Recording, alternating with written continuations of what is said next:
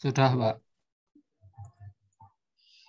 Oke, saya mulai ya sambil nunggu semuanya. Ini masih 28, harusnya ada 29 sama saya.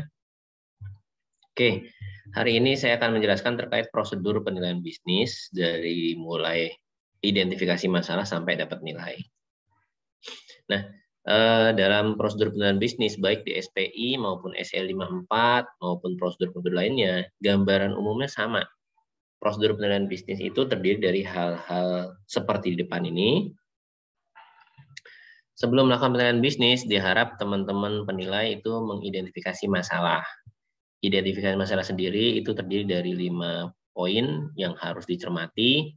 Yang pertama adalah penentuan tujuan penilaian. Nah, penentuan tujuan penilaian ini akan mempengaruhi nilai dan jenis nilainya. Contoh misalnya, untuk tujuan perpajakan. Penilaian untuk tujuan perpajakan dalam aturan perundang-undangan itu hanya punya 2 jenis nilai. Yang pertama adalah nilai pasar, yang kedua adalah nilai lelang. Kapan menggunakan nilai pasar, kapan menggunakan nilai lelang, itu pun ada klausulnya dan itu berbeda-beda. Nilai pasar itu hampir semua untuk penggalian potensi perpajakan itu menggunakan nilai pasar. Hampir semua ya menggunakan nilai pasar. Nah, dalam hal-hal tertentu itu diperkenankan untuk menggunakan nilai lain selain nilai pasar, yaitu nilai buku. Tentu saja di aturan yang dikeluarkan oleh DJP, kapan penggunaan nilai buku, kapan penggunaan nilai pasar. Nilai buku itu digunakan apabila sudah mendapat persetujuan dari Kementerian Keuangan. Dalam hal ini delegasikan kewenangannya ke Kanwil atau ke Direktur atau Eselon 2. Nah, itu untuk tujuan gali potensi perpajakan. Nah, sementara selain gali potensi perpajakan, penilaian untuk tujuan perpajakan juga menggunakan nilai lelang. Dalam hal apa menggunakan nilai lelang? Contoh misalnya wajib pajak yang digali potensinya tidak punya kemampuan untuk membayar atau tidak punya uang kas lagi untuk membayar, akhirnya propertinya disita gitu sebagai ganti untuk membayar pajak. Nah, setelah proses penyitaan selesai, maka properti tersebut akan dilelang. Hasil lelangnya nanti akan digunakan untuk menutupi hutang pajaknya. Jadi untuk tujuan perpajakan, jenis nilai yang digunakan hanya 2, nilai pasar atau nilai lelang. Nah, tujuan yang berbeda akan menentukan jenis nilai yang berbeda. Ini yang harus dicermati teman-teman penilai. Tujuan yang berbeda akan menghasilkan jenis nilai yang berbeda. Contoh untuk tujuan asuransi. Untuk tujuan asuransi sendiri itu bisa menghasilkan nilai pasar, nilai dalam penggunaan, nilai investasi, dan seterusnya. Tergantung asuransinya asuransi macam apa. Asuransi kerusakan kah? Atau asuransi all risk kah? Atau asuransi kebakaran dan seterusnya ya. Nah, tergantung jenis asuransi apa akan menghasilkan nilainya pun nilai yang berbeda. Jadi pastikan dengan pemberi tugas tujuannya penilaian itu dilakukan untuk tujuan apa. Nah, yang kedua di sini adalah jenis nilainya tadi ya, karena tujuannya berbeda maka otomatis jenis nilainya berbeda. Kalau jenis nilainya berbeda maka premisnya pun berbeda. Seperti yang kemarin saya jelaskan. Kalau untuk nilai pasar jelas premisnya adalah going concern. Sementara untuk nilai lelang jelas premisnya adalah likuidasi. Artinya premisnya berbeda. Nah, sama seperti tujuan perpajakan, untuk tujuan lainnya pun nilai yang dihasilkan akan berbeda. Contoh misalnya nilai investasi, nilai dalam penggunaan, nilai pasar, nilai wajar, dan seterusnya. Nah, jenis nilai ini tidak akan saya bahas di sini ya. Teman-teman sudah belajar itu di teori dasar penilaian atau pengantar ilmu penilaian. Saya nggak tahu nama mata kuliahnya apa, angkatan teman-teman, ada yang menggunakan istilah teori dasar, ada yang menggunakan pengantar ilmu penilaian. Nah, silakan dibuka kembali catatannya terkait dengan jenis nilai. Karena beda jenis nilai, maka nanti akan beda asumsi dan kondisi pembatas yang akan digunakan.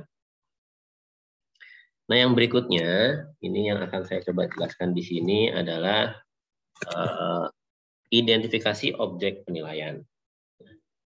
Ini juga sama halnya seperti yang tadi ya, beda objek penilaian, maka beda nilai yang akan dihasilkan. Oke, contoh misalnya ada case merger. Teman-teman tahu merger nggak? Ada yang tahu merger? Apa itu merger? Penggabungan, Pak. Penggabungan apa, Mas? Penggabungan antara dua usaha menjadi satu gitu, Pak. Jadi satu nama, satu induk. Penggabungan antara dua usaha menjadi satu induk. Maksudnya gimana nih? Bisa dijelaskan? Misalnya ada perusahaan yang bergerak di bidang, nanti contohnya apa sih? Ada satu perusahaan yang bergerak di bidang jasa laundry, satu laginya di bidang makanan, misal Pak. Nah, terus mereka berdua tuh bergabung menjadi satu nama. Terus jadinya Laundry Makanan Corporation. Gitu, Pak. Oke. Itu masuk merger kayak gitu?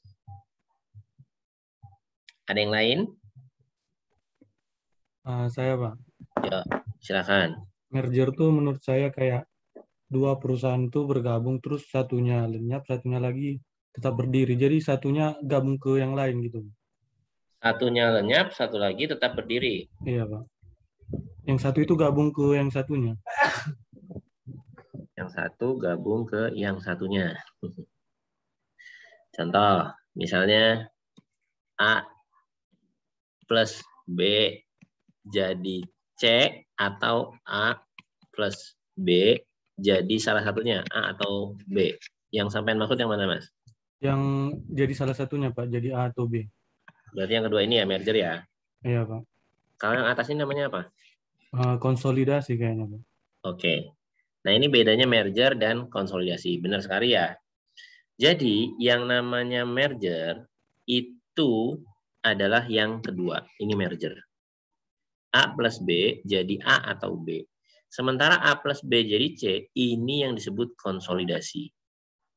Pertanyaan berikutnya, kenapa kok BSI dinyatakan sebagai merger?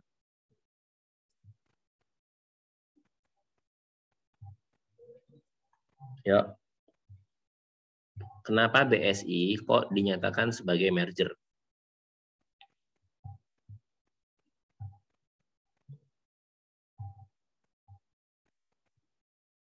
Ya. Karena itu, Pak, karena bank syariah semuanya bergabung jadi satu di Mandiri nggak sih, Pak? Mandiri Syariah utamanya. Nah, pertanyaan saya Mas Fakih. BSI itu case-nya yang pertama, ini ya. Yang pertama ini atau yang kedua ini? Yang kedua kayaknya, Pak. Yang kedua ya, ini ya. Tapi kenapa dinamain merger, Mas? Kan kayak awalnya BRI, Mandiri, terus pokoknya saya paham, Pak. Terus jadinya satu tetap BSI itu nama kalau yang Mandiri. BSI itu nama tersendiri Bank Syariah Indonesia, nama tersendiri atau nama salah satu dari bank yang di merger? Bapak izin menjawab. Yuk, Mbak Rani. Untuk BSI itu kan yang jadi bank cangkangnya itu Bank BRI, Pak. Makanya dia merger. Yang jadi cangkangnya Bank BRI, betul, Mbak Fani. Pertanyaan saya, BSI itu nama tersendiri atau nama salah satunya? Nama satunya, Pak. Dia Bank BRI Syariah. Nama salah satunya Bank BRI Syariah. Harusnya kalau begitu, namanya bukan BSI toh. Harusnya Bank BRIS. Kenapa namanya berubah jadi BSI? Ayo.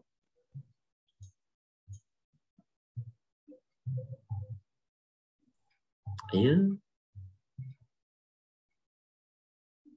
Mungkin karena penggabungannya dari 3 bank syariah juga, Pak. Berarti konsepnya BRIS atau BSI yang sekarang ya, itu konsepnya konsolidasi atau merger. Yo. Nah, udah jelasin nih. Konsolidasi ini yang pertama, ini konsolidasi. Yang kedua ini merger. Nah, BSI itu konsolidasi atau merger? Izin Pak, sebenarnya kalau seandainya konsepnya dia tuh merger, jadi yang jadi bank cangkangnya itu Bank BRI, tapi ada perubahan nama gitu Pak. Yakin ada perubahan nama, nggak langsung jadi BSI? Ayo diperhatikan dulu. Ini case-nya sama kayak Mandiri. Sama persis kayak Mandiri. Gimana Mbak Fani? Tapi kalau Mandiri kan konsolidasi ya Pak? Ya, Mandiri konsolidasi tapi disebut merger. Coba lihat berita-berita, semua nyebutnya merger Bank Mandiri. Apa sistem di bank perbankan beda Pak? Enggak, sistemnya sama. Ayo, kenapa nyebutnya merger? Sama, sistemnya sama. Mau itu di perbankan, mau industri manufacturing, perdagangan, yang pertama ini adalah konsolidasi, yang kedua ini yang kita sebut merger. Tapi kenapa BSI, Bank Mandiri itu disebut merger?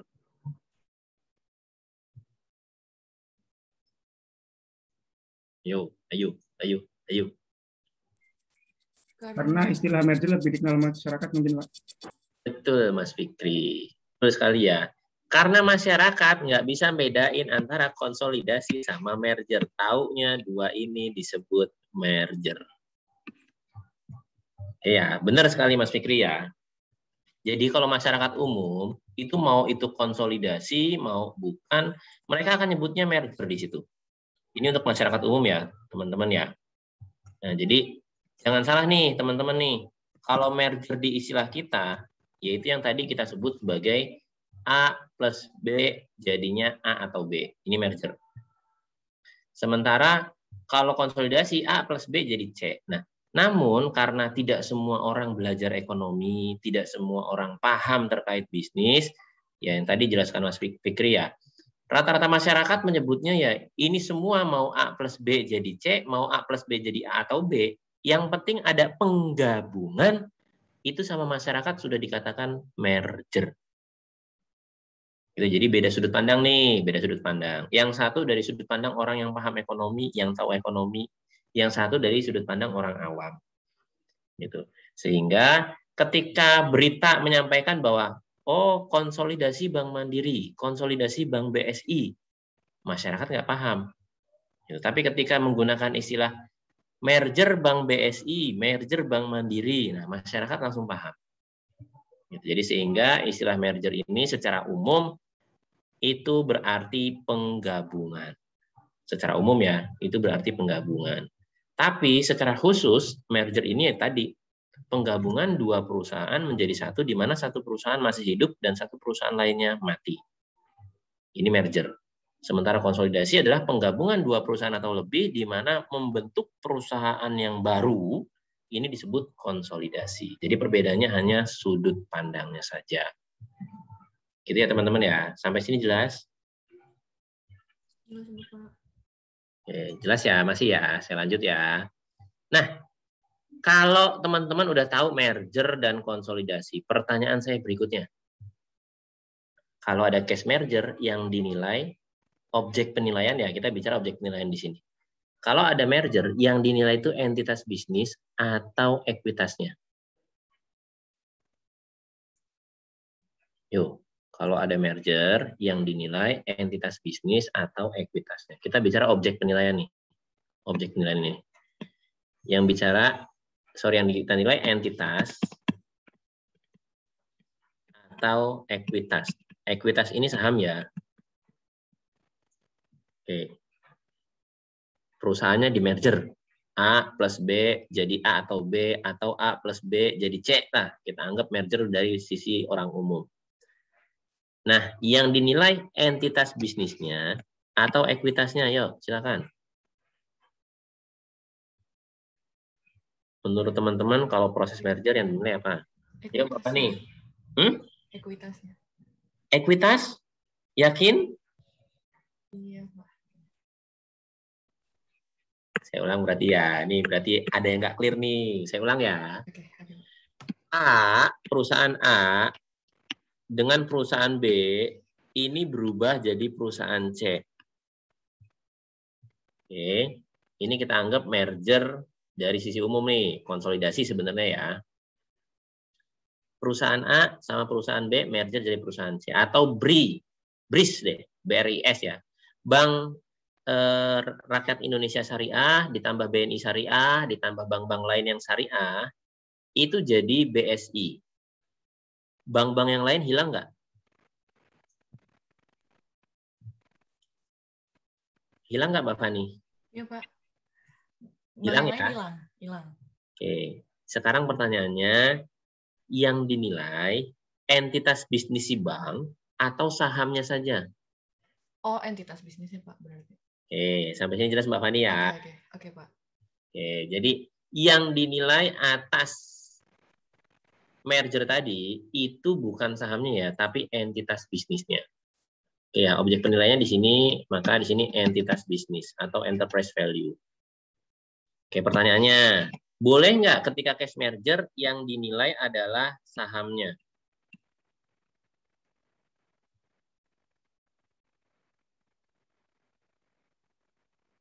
Kita udah tahu nih, udah sepakat tadi. Oke, kalau merger, maka sebenarnya yang bergabung adalah entitas bisnisnya. Tapi boleh nggak kalau merger tadi yang saya nilai sahamnya?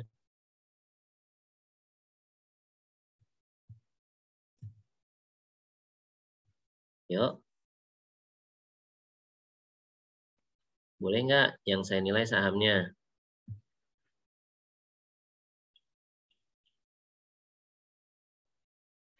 Izin Pak.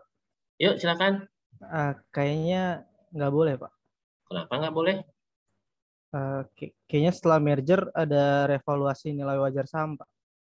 Setelah merger ada revaluasi nilai merger saham, gitu. Nilai wajar saham ya Pak. Nilai wajar saham. Berarti boleh dong yang dinilai sahamnya? Iya, setelah merger mungkin. Iya, boleh Pak. Iya, boleh atau enggak?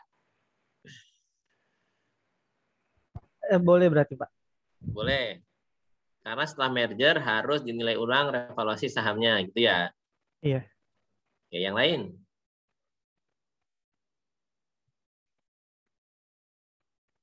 Yuk, yang lain. Silakan. Yuk, Mbak Mika gimana? Boleh. Mungkin Kenapa Pak, boleh?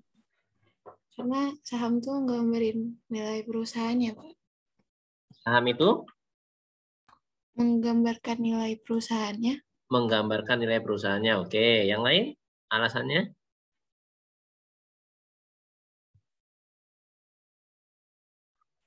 Menurut saya nggak boleh deh pakainya. Kenapa nggak boleh, Mas Yuda? Karena kalau kita cuma menilai saham, nggak merefleksikan nilai aset-aset perusahaan tadi, Pak. Jadi kalau misalkan ada penggabungan usaha, baik merger atau konsolidasi, kan masing-masing perusahaan kan awalnya punya aset sendiri, baru nanti bergabung. Nah, aset itu harus direvaluasi kembali, sehingga yang harusnya dinilai itu nilai entitasnya. Karena kalau misalkan nilai entitasnya kan bisa dilihat dari dua sisi, dari sisi aktiva atau sisi pasifa gitu, Pak. Nah, kalau misalkan kita revaluasi asetnya, berarti kita langsung dapat nilai perusahaannya gitu, Pak. Tapi kalau misalkan ekuitasnya aja, kita nggak. Nah, kalau misalkan kita revaluasi asetnya, berarti kan kita dapat nilai perusahaan. Nah, dari nilai perusahaan itu bisa kita tarik ke sisi pasifanya gitu, Pak. Jadi bisa kelihatan langsung nilai ekuitasnya berapa gitu. Tapi kalau misalkan kita nilai ekuitasnya, kita nggak bisa ngelihat sisi aktifanya gitu mungkin, Pak. Kalau sudut pandangnya begitu, iya. Kalau sudut pandangnya begitu, iya. Saya punya contoh seperti ini. Mungkin saya coba gambarin lagi ya. Contoh tadi perusahaan A ya. Perusahaan A dimiliki oleh Mbak Fani dan saya ya. Perusahaan B dimiliki oleh Mas Fikri dan Mas Yuda tadi ya. Nah, Mbak Fani waktu membentuk perusahaan A dengan saya modalnya 1M. Saya juga 1M. Artinya Mbak Fani 50%, di sini saya juga 50%. Mas Fikri waktu membentuk perusahaan B modalnya 4M. Mas Yuda juga 4M.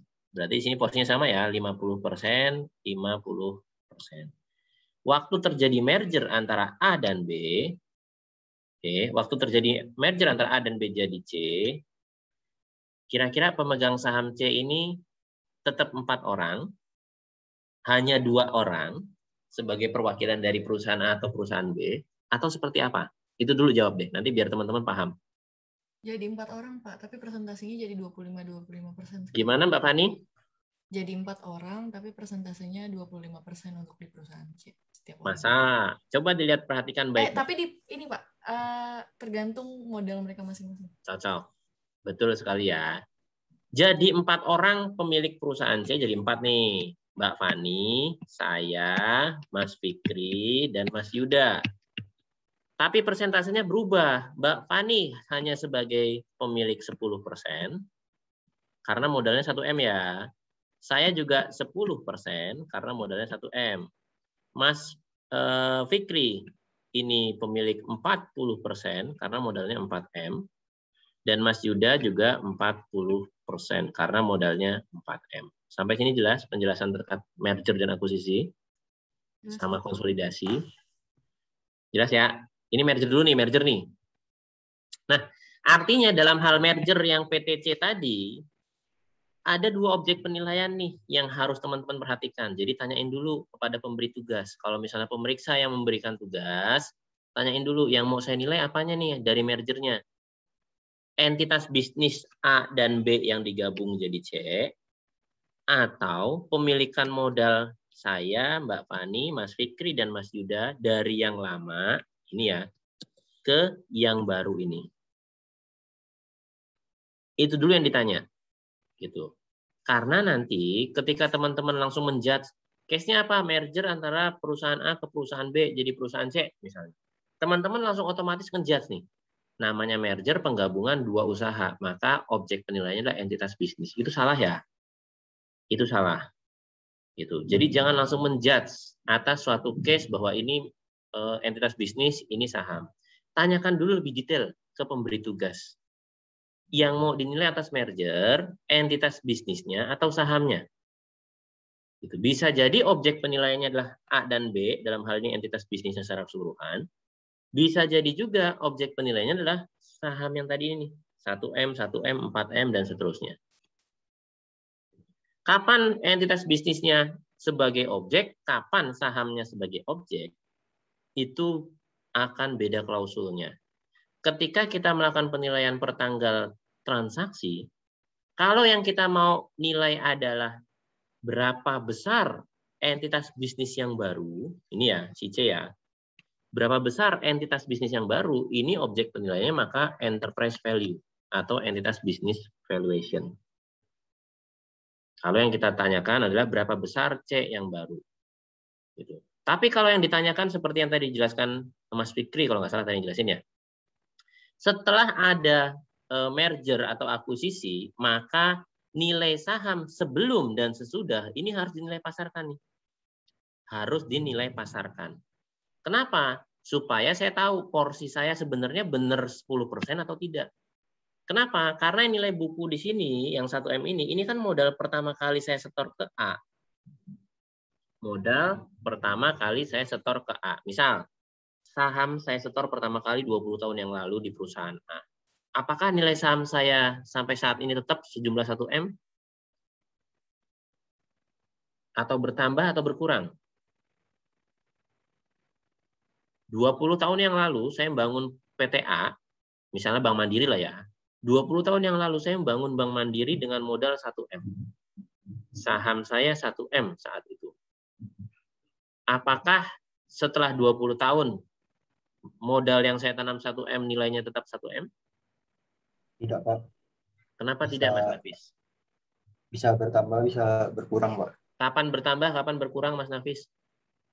Ketika perusahaan mengalami kenaikan nilainya gitu, Pak. Betul sekali. Terus, kapan berkurang, Mas Nafis? Jika perusahaan mengalami kerugian dalam bisnisnya, Pak. Oke, cocok sekali. Nah, tinggal kita lihat. Perusahaan yang saya merger ini, sejak pertama kali dibangun mengalami kenaikan nilai atau tidak? Artinya, pertumbuhannya positif atau negatif. B juga gitu, positif atau negatif. Bisa jadi sama-sama 20 tahun, kalau dia positifnya setiap tahun 20%, sementara B positifnya setiap tahun hanya 5%, nilai saham saya yang 1M, ketika dinilai pasarkan, itu bisa lebih tinggi daripada nilainya Mas Fikri yang 4M, ketika dinilai pasarkan. Gitu ya teman-teman ya. Jadi hati-hati ketika dapat case merger, akuisisi, konsolidasi. Tanyakan dulu objek penilaiannya, sahamnya dimiliki Mbak Fani, saya, Mas Fikri atau Mas Yuda, atau entitas C yang baru dibentuk. Karena ini adalah dua hal yang berbeda. Gitu ya teman-teman ya. Nah, nilai saham sendiri tadi 20 tahun yang lalu saya nanam saham 1 miliar. Ternyata saya mengelola perusahaannya dengan baik sehingga perusahaan bertumbuh terus 20%. Sementara Mas Fikri dan Mas Yuda nanam saham 20 tahun yang lalu 4 miliar. Tapi manajemennya Mas Fikri lebih jelek daripada perusahaan saya dan Mbak Fani. Sehingga pertumbuhannya hanya 5% nih, pertumbuhan pendapatannya saja. Nah, kan teman-teman udah belajar penilaian properti dengan DCF ya, discounted cash flow method ya. Kalau pertumbuhan saya sampai 20% nih income saya, maka otomatis nilai perusahaan saya akan bertumbuh lebih besar daripada yang B. Begitu juga nilai saham. Kalau teman-teman kemarin ingat, konsep yang dasar kemarin, nilai perusahaan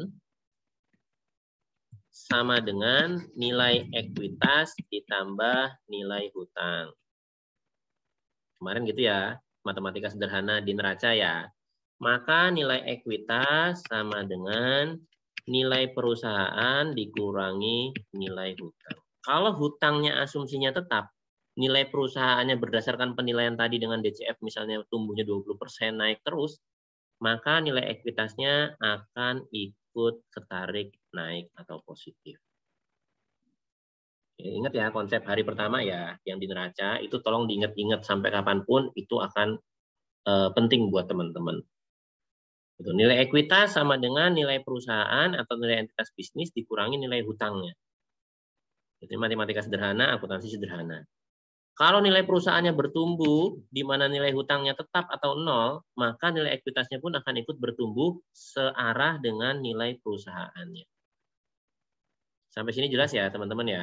Ada yang mau ditanyakan? Sebelum saya lanjut. Ada yang mau ditanyakan, silakan.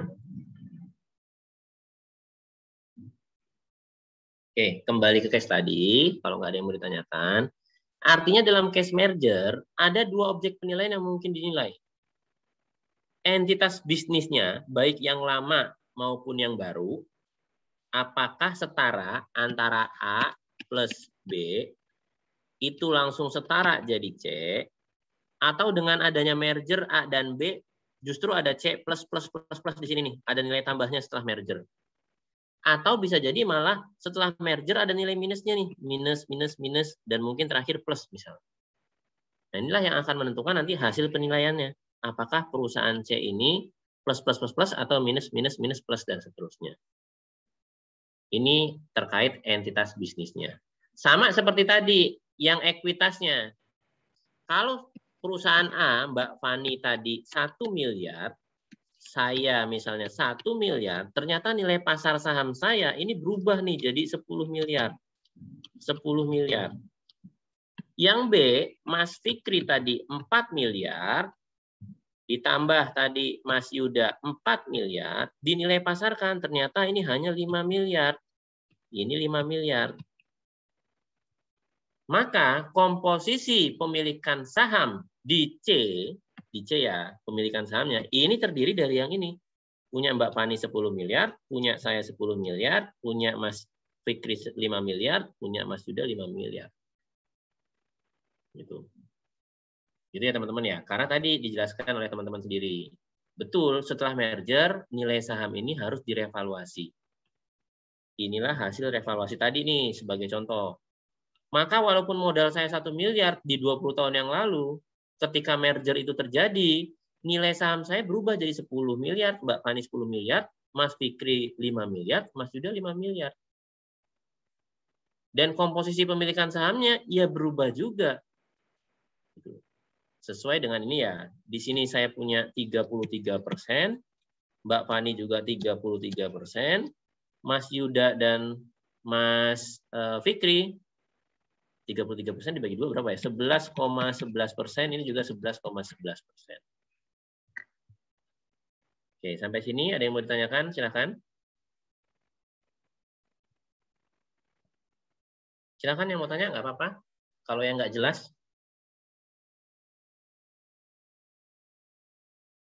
Bener nih, pada jelas semua. Saya khawatirnya ada yang nggak jelas dan nggak mau tanya. Saya mau tanya, Pak. Silakan. Berarti mungkin kalau bisa disimpulkan ya, Pak, proses revaluasinya itu bagaimana, Pak? Apakah dari yang tadi disebutkan dari saham itu atau bagaimana ya, Pak? Kan tadi Bapak hanya menjelaskan istilahnya dari pertumbuhan aja gitu, dari manajemen gitu. Kan saya belum menemukan istilahnya hubungannya dengan saham dan mungkin bagaimana sebenarnya dari saham itu gitu, Pak. Oke. Tadi saya jelaskan hanya dari pertumbuhan profit ya, bukan dari manajemennya saja, tapi dari pertumbuhan profit. Tadi misalnya dari profit 20% dan seterusnya. Nah, memang basicnya dalam penilaian bisnis, semua bisnis itu yang diharapkan apa sih? Pasti keuntungan. Gitu ya Mas Fikri ya. Pasti yang diharapkan adalah keuntungan. Sehingga keuntungan ini jadi faktor utama dalam penilaian. Mau itu properti, mau itu bisnis, maka faktor income adalah faktor utama yang dijadikan dasar dalam penilaian. Contoh properti komersial. Bagaimana sih cara menilai properti komersial? Ya nyari NOI-nya, net operating income-nya. Bagaimana nyari NOI? NOI didapat dari PGI dikurang vacation loss, dapatlah EGI, effective gross income. EGI dikurang operasional, dapatlah NOI. Begitu juga dengan bisnis, sama. Begitu juga dengan bisnis. Bisnis pun seperti itu. Yang dicari adalah income-nya. Karena income inilah yang dicari oleh investor dalam melakukan bisnis di sebuah perusahaan.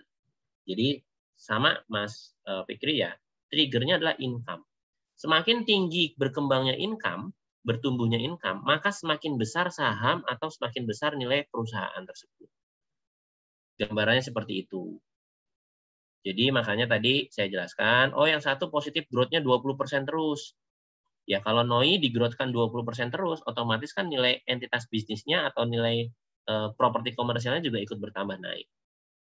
Gambarannya kurang lebih seperti itu, Mas Fikri, kalau saya analogikan ke properti komersial. Gitu ya Mas Fikri ya. Jadi triggernya bukan manajemen, tapi triggernya justru profitnya. Berarti inti dari itunya apa namanya, base dari penilaian yang akan dinilai itu dari profitnya itu ya Pak? Apakah dari profitnya itu bisa bertumbuh atau bagaimana? Dan itu faktor yang menyebabkan profit itu ya dari manajemen. Berarti manajemen itu kayak yang menyebabkan profit itu, yang tetap intinya tetap profit gitu ya Pak?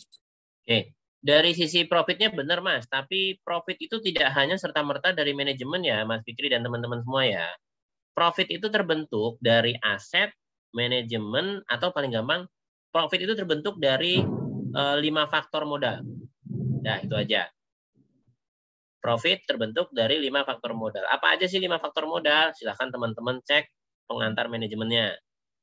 Apa itu 5 faktor modal? Man, money, labor, dan seterusnya ya. Nah, itu 5 faktor modal. Gitu ya Mas Fikri ya. Jadi tidak hanya dari manajemen Mas Fikri ya. Baik Pak, siap. Terima kasih Pak. Oke, ada lagi yang lain? Oke, kalau nggak ada kembali ke sini ya. Nah, objek penilaian dalam satu case bisa jadi ada 2 atau 3 objek penilaiannya. Tadi misalnya merger. Dalam case merger, nggak semua entitas bisnis objek penilaiannya. Bisa jadi sahamnya yang dinilai. Gitu. Atau misalnya dalam transaksi properti yang teman-teman sudah sering lakukan misalnya. Dalam transaksi properti misalnya dijual belikan hotel. Hotel ya, yang ditransaksikan. Kira-kira yang bisa terjadi transaksi atas hotel ini apa saja? Apakah hanya propertinya saja, hotelnya saja? Atau mungkin bisa fixture furniture-nya ikut beralih juga? Atau mungkin hanya sekedar tanahnya saja atau bangunannya? Mungkin nggak seperti itu.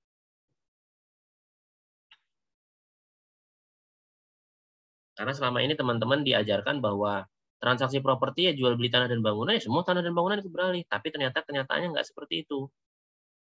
Gitu. Contoh tadi transaksi jual beli hotel.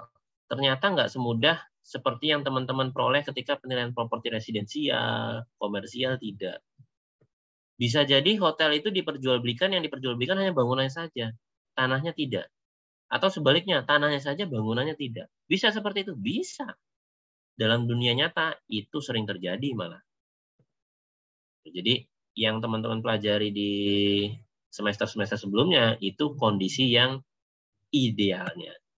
Tapi ternyata kenyataannya dalam penilaian bisnis, kondisi tidak ideal itu seringkali terjadi. Contohnya tadi, pernah nggak teman-teman menemukan bahwa saya punya tanahnya saya sewakan, teman-teman mau bangun bangunan di atasnya pun saya perkenankan, saya perbolehkan. Tapi status tanahnya tetap milik saya. Pernah nggak nemu case seperti itu di daerah teman-teman? Pernah nggak kayak gitu? Nggak pernah? Belum pernah nemu sama sekali? Halo? Belum pernah nemuin yang kayak gitu? Belum, Pak. Beneran belum, Mbak? Iya, Pak, belum, Pak. Kira-kira di sana ada tanah pemerintah yang dibangun bangunan nggak, Mbak? Di tempatnya sampean, Mbak? Sepertinya ada, Pak. Contohnya apa? Sebutkan. Sampai di mana? Di Makassar, Pak.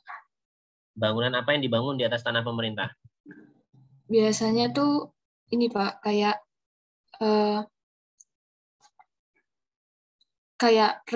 rumah makan kecil, Pak, warung-warung kecil yang dipakai masyarakat, Pak.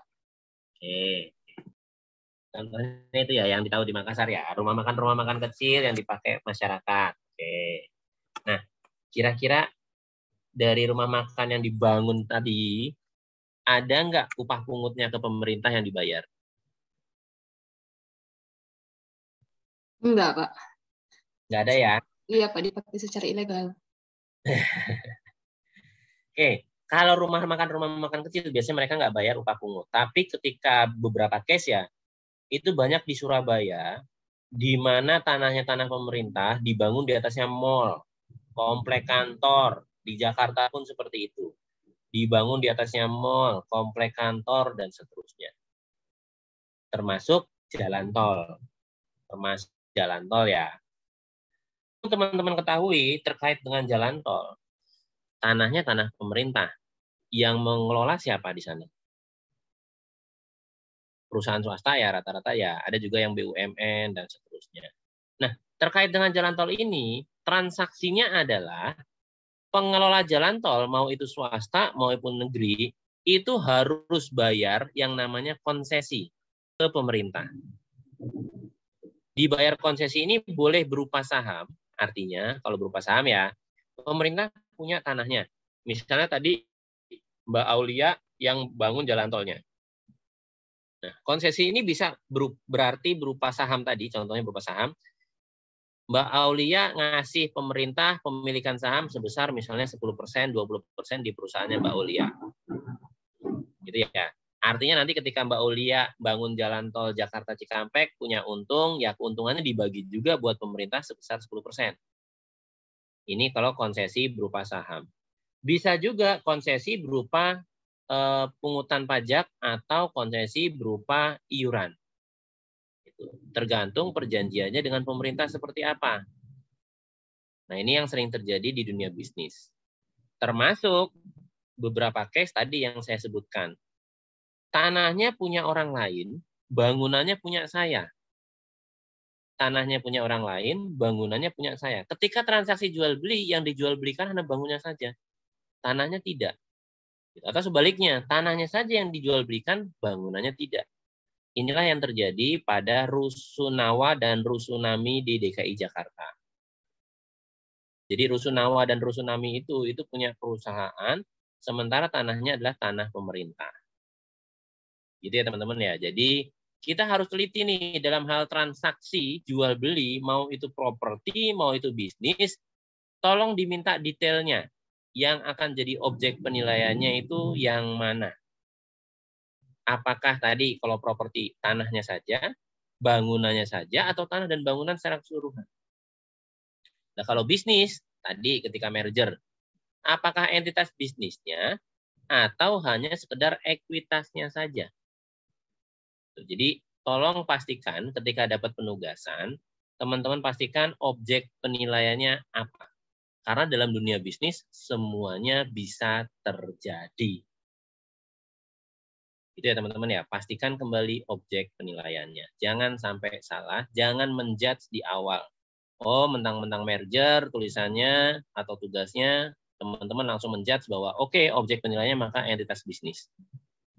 Bisa jadi salah. Karena ternyata bisa juga yang dinilai adalah ekuitasnya. Nah, itu terkait dengan objek penilaian atau poin ketiga. Nah, yang berikutnya itu tanggal penilaian. Tanggal penilaian. Ini pun akan berbeda setiap case. Nah, tanggal penilaian ini dalam dunia bisnis, ini akan mempengaruhi tax planning yang digunakan oleh wajib pajak. Tax planning dari wajib pajak. Makanya di sini tanggal penilaian jadi penting. Cut off date penilaiannya pun jadi penting. Sering terjadi bahkan di dunia properti sekalipun ya. Oke, mohon maaf ya karena di sini lagi hujan. Jadi kedengeran banget. Oke, sering terjadi dalam properti sekalipun ya, tanggal penilaian itu perjanjiannya misalnya di Januari. Perjanjian jual belinya atau perikatan jual belinya di Januari.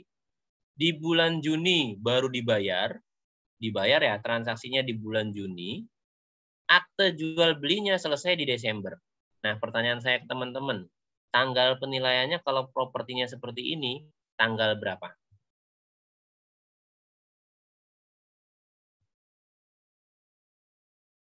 Saya ulang ya, perikatan jual belinya di bulan Januari, saya transfer duitnya, misalnya saya beli ke Mas Fikri, saya transfer ke Mas Fikri di bulan Juni, AJB-nya baru jadi di bulan Desember. Nah, tanggal penilaiannya menurut teman-teman tanggal berapa?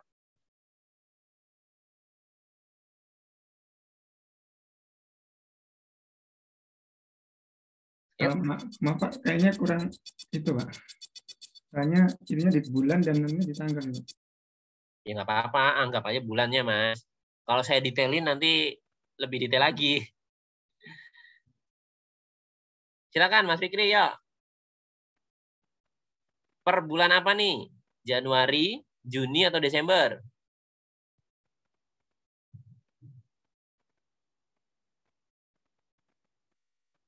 Oke, kalau Mas Fikri tadi mau minta ditanggalin, tak tanggalin.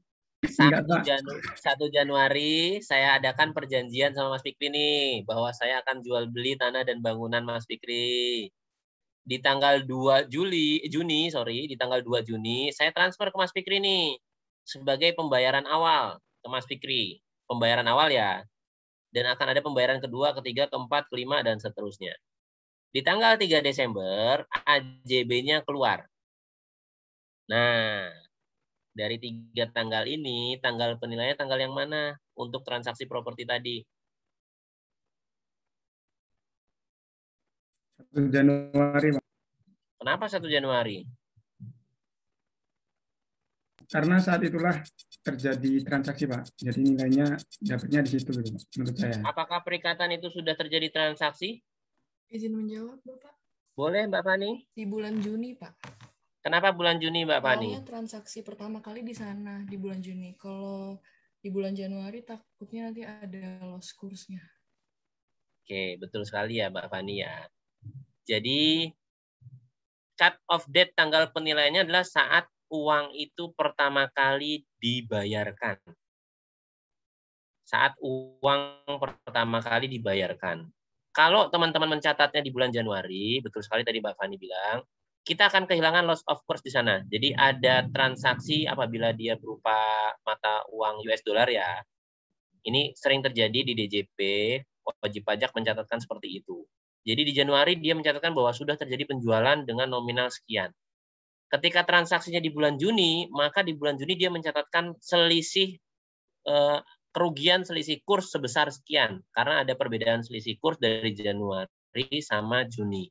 Apalagi kalau mencatatkannya di Desember, selisih kursnya lebih tinggi lagi. Nah, seharusnya berdasarkan peraturan perundang-undangan, apa sih yang dimaksud transaksi? Transaksi ini adalah kesepakatan antara dua belah pihak, penjual dan pembeli, dan melakukan transaksi. Nah, transaksi ini dinyatakan sebagai resmi, dinyatakan transaksi apabila uang itu sudah beralih dari dari pembeli ke penjual.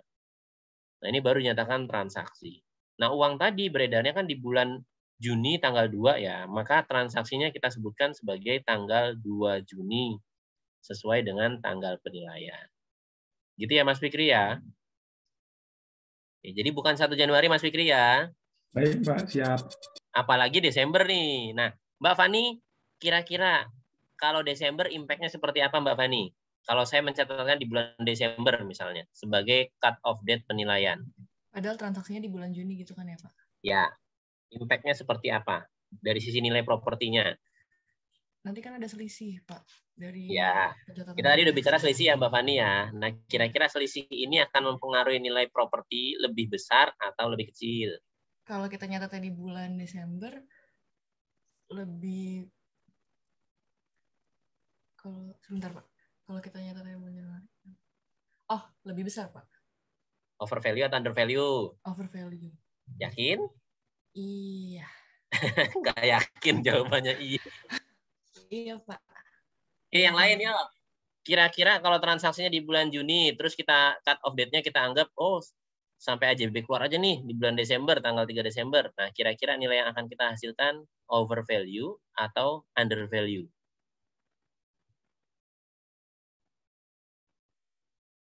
Properti aja, jangan bisnis deh. Bisnis agak rumit, properti dia. Under value, Pak. Gimana Mas Hilal? Under value, soalnya kan dia bayarnya kan di bulan Juni ya, Pak. Dan nanti di bulan Desember nilai propertinya kan lebih tinggi, Pak. Jadi kan under value.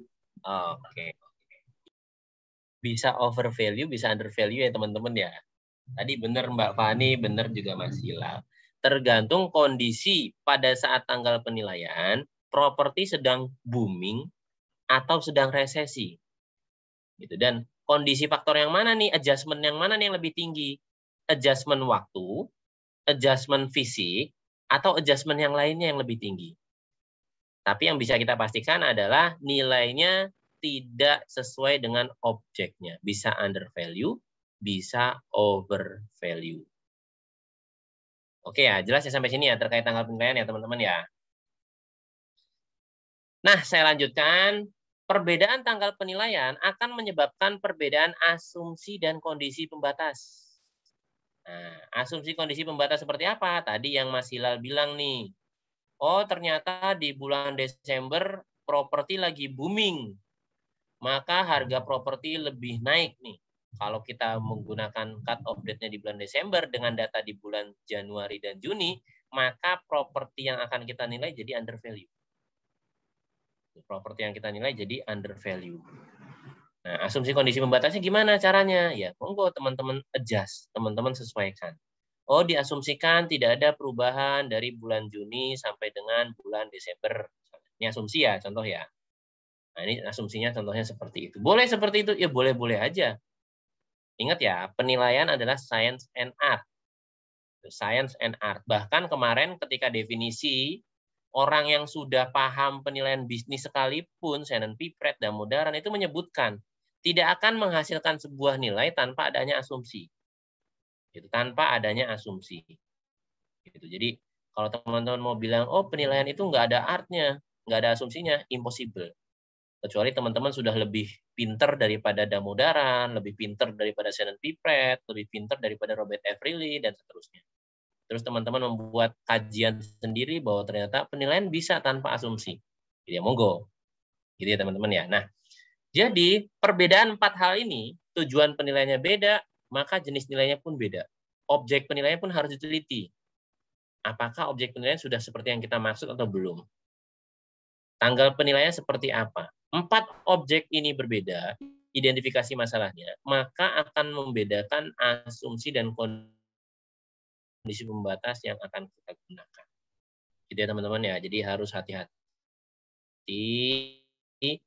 dalam mengidentifikasi masalah. Oke. Nah, nanti besok tepatnya, besok kita akan ketemu lagi ya. Besok teman-teman akan diberi tugas tim kelompok dimulai dari pertemuan berikutnya. Dari sekarang silahkan dirundingkan ya. Dibagi kurang lebih 5 kelompok atau 6 kelompok, terserah teman-teman. Nanti teman-teman rundingkan mau 5, mau 6. Untuk mengerjakan tugas penilaian bisnis. Untuk mengerjakan tugas penilaian bisnis. Nah, untuk tugasnya saya jelaskan di pertemuan berikutnya di hari Selasa. Oke. Nah, saya minta nanti paling teman-teman membuka case, mungkin yang lagi hot ya, bisa jadi akuisisi Bank Royal, atau mungkin mergernya BSI, atau mungkin yang lain-lain lah ya terkait dengan penilaian bisnis.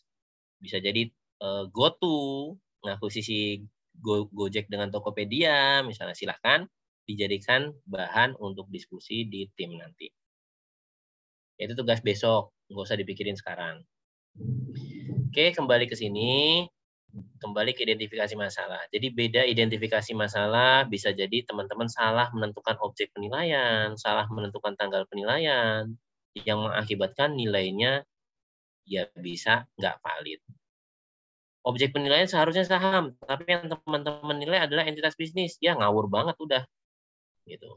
Tanggal penilaiannya tadi seharusnya 2 Juni. Teman-teman buat 1 Januari. Iya, pasti under value atau over value nilainya.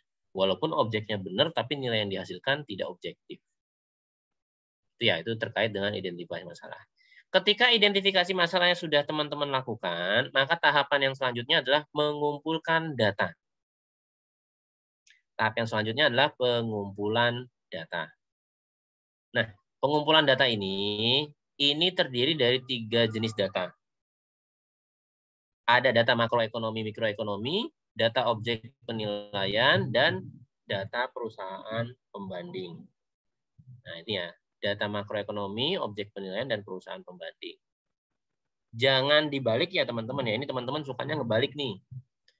Biasanya teman-teman cari pendekatannya dulu, baru datanya dikumpulkan apa. Nah, yang benar harusnya adalah teman-teman ngumpulin data dulu, dari data yang dikumpulkan baru bertanya, oh datanya saya dapat cuma A, B, C, D, E, F, G.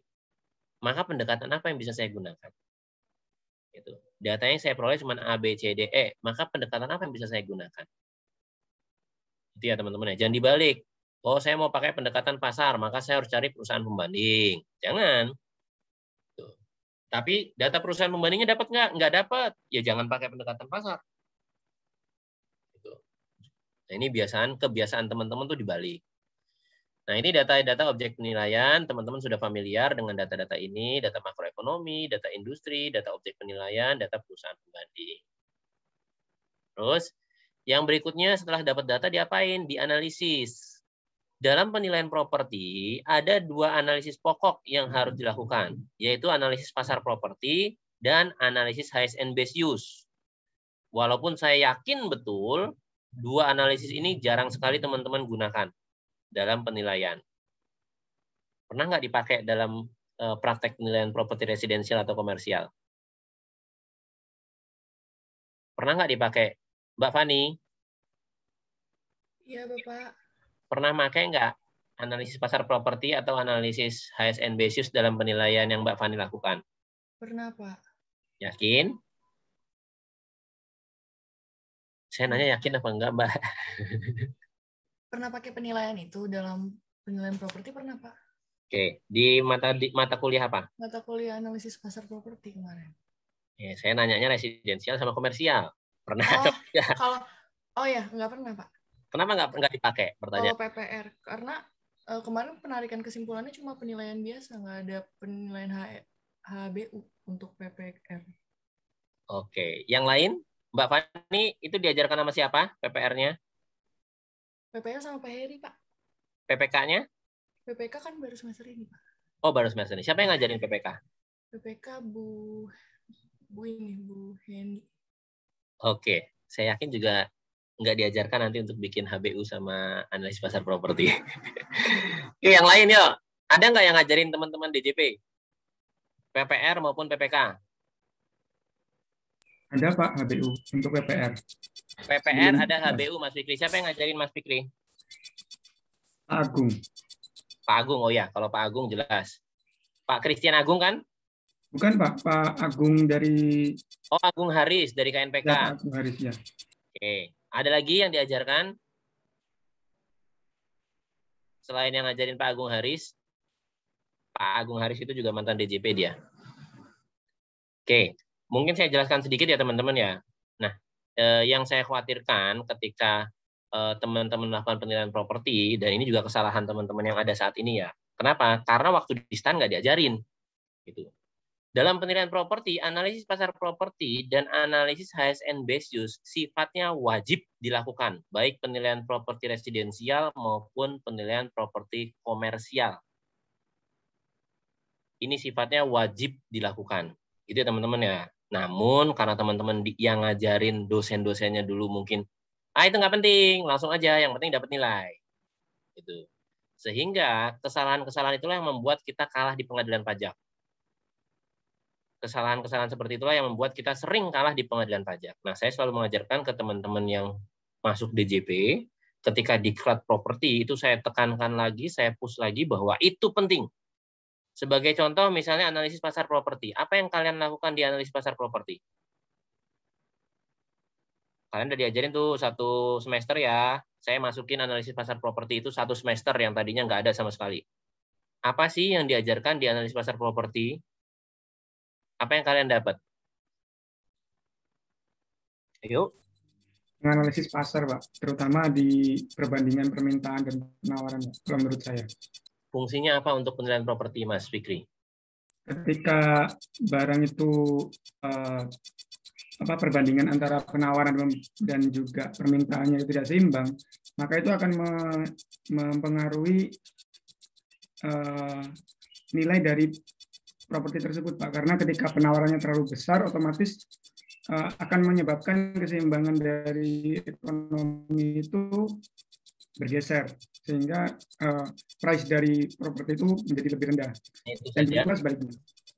Kalau menurut saya intinya ada di situ sih, Pak. Dan juga segmentasi pasarnya. Menentukan di mana segmentasi pasarnya. Itu saja? Yang diajarkan hanya itu aja? Kok saya sedih ya? Sama untuk mengetahui apakah properti itu udah memenuhi HBU-nya, Pak. Untuk mengetahui properti itu untuk memenuhi HBU atau tidak. Penjelasannya gimana Mbak Fani? Yang Mbak Fani peroleh di analisis pasar properti. Jadi misalnya gini, ada satu tanah nih Pak. Nah, terus tanah ini misalnya sudah ada pengembangan, mau dibangun sama, misalnya dia dibangun rumah, padahal luas tanahnya mungkin kira-kira 500 meter gitu di daerah komersil. Tapi ternyata tanah itu dijadikan untuk residensial. Nah, itu kan berarti sebenarnya tidak memenuhi HBU, padahal untuk HBU-nya dia bisa aja jadi supermarket atau minimarket gitu, apalagi itu di daerah komersil gitu. Nah, itu dilakukan nggak di penilaian properti residensial sama komersial ya Mbak Fani? Iya, saya pernah cuma nilai rumah, Pak. Ya Allah, kok saya sedih banget ya sama angkatan kalian ya. Oke, saya kasih gambaran dikit ya, analisis pasar properti teman-teman. Jadi, analisis pasar properti yang teman-teman buat, itu sama nggak seperti yang saya buat di sini? Ada productivity analysis, betul nggak, Mbak Fani? Iya, Pak, betul, ada. Hanya misalnya menjelaskan analisis fisik seperti ini, benar ya Mbak Fani ya? Oke. Terus di sini ada kondisi fisik lingkungan nih, curah hujan, imbas, ada seterusnya. Nah, saya langsung mau fokus ke intinya. Dari analisis pasar properti, salah satunya adalah analisis fasum fasos nih, kedekatan dengan jarak sarana prasarana. Ada juga ya Mbak Fani ya? Ada, Bapak. Pertanyaan saya, coba teman-teman lihat ke depan ini. Kalau yang saya nilai tanah kosong dengan kondisi fasum dan fasos seperti ini, kira-kira HBU atas tanah kosong tersebut bisa ditentukan nggak HSN basisnya itu untuk apa? Tadi Mbak Fani sebenarnya udah jawab ya. Analisis pasar properti itu salah satunya digunakan untuk menentukan HSN based use. Nah, sekarang saya aplikasikan nih. Aplikasikan. Ada tanah kosong dengan kondisi fasilitas umum dan fasilitas sosial seperti ini. Oke, belum lagi saya tambah aksesibilitas nih. Di bawah ada aksesibilitas di sini tuh. Oke, kita bicara fasum-fasum doang. Dengan kedekatan fasum-fasum seperti ini, kira-kira HSN basisnya untuk digunakan untuk apa? Silakan. Kalau luasnya cukup besar bisa buat kos-kosan, Pak. Kenapa kos-kosan, Mbak? Karena pertimbangannya jarak ke universitas dekat, ada pusat perbelanjaan juga di sana, prasarana transportasi juga mudah. Oke. Nah itu ya, tadi Mbak Fani sebenarnya udah jelasin teman-teman ya. Analisis pasar properti yang teman-teman lakukan, itu fokusnya adalah menentukan HSN base use. Termasuk menentukan besarnya penyesuaian. Oke. Jadi analisis pasar properti dan HBU itu mutlak harus dilakukan dalam penilaian properti. Yang saya sayangkan adalah teman-teman tidak diajarkan untuk melakukan itu dalam penilaian properti.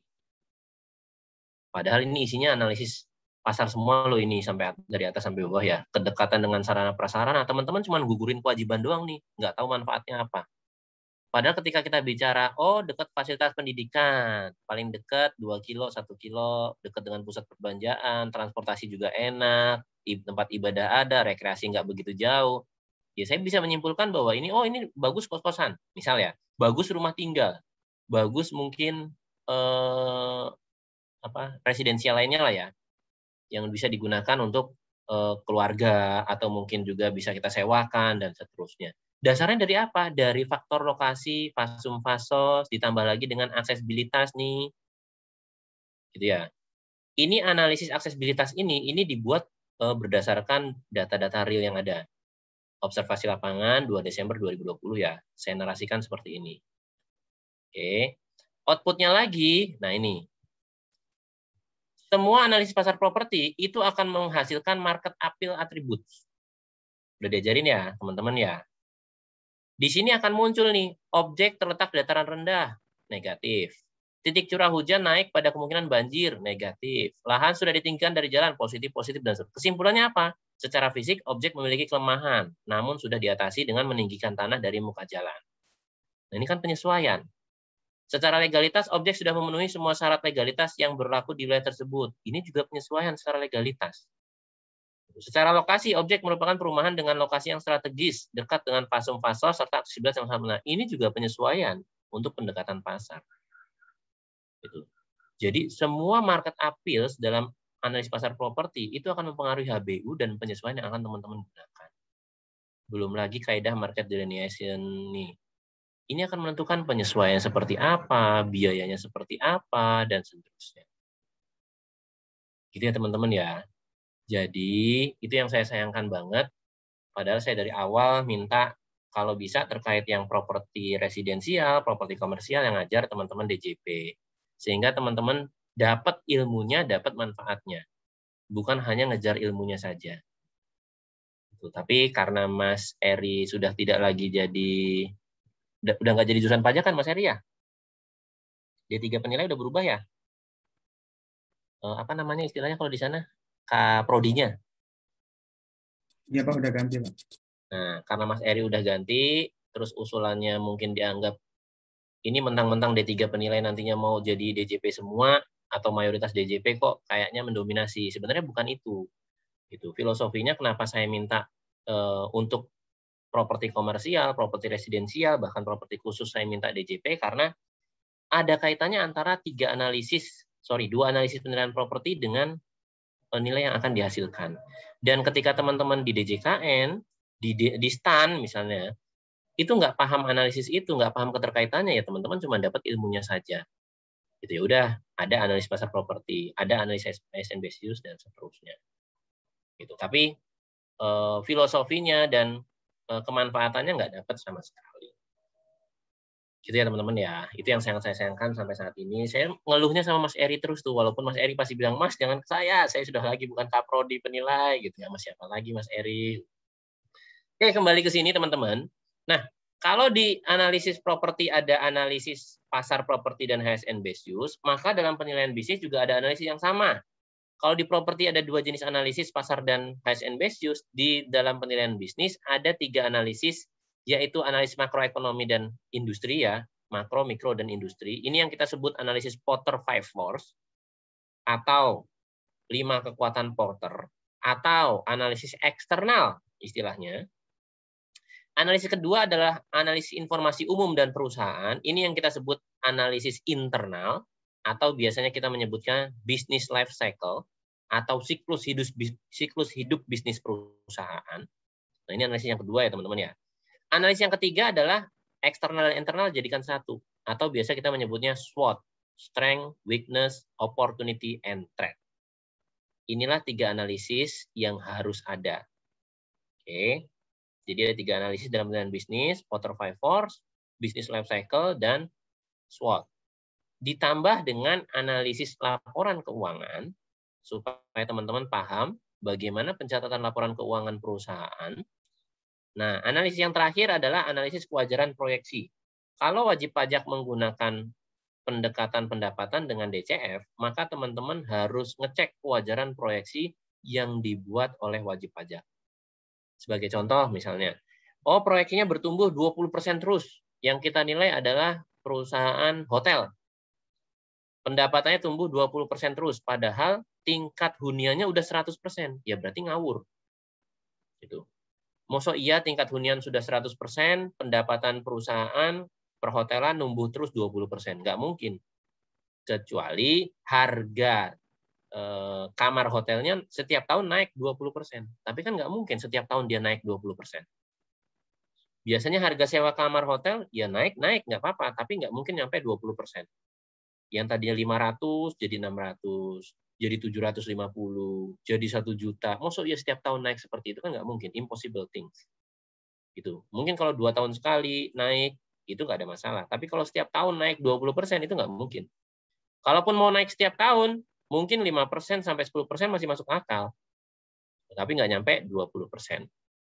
Nah, itulah yang harus dilakukan kewajaran proyeksi dari wajib pajak. Nah, dari 4 analisis ini, kita baru bisa menentukan nih, kondisi perusahaan misalnya dari sisi laporan keuangan, 3 tahun berturut-turut negatif nih pendapatannya atau income-nya. Kira-kira nih ya, kalau misalnya pendapatannya 3 tahun berturut-turut negatif, teman-teman mau pakai pendekatan yang mana?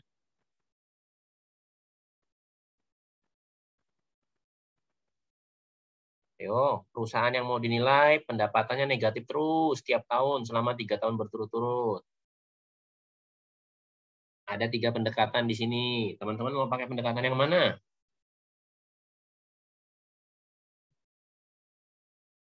Yuk, silakan. Silakan di-unmute.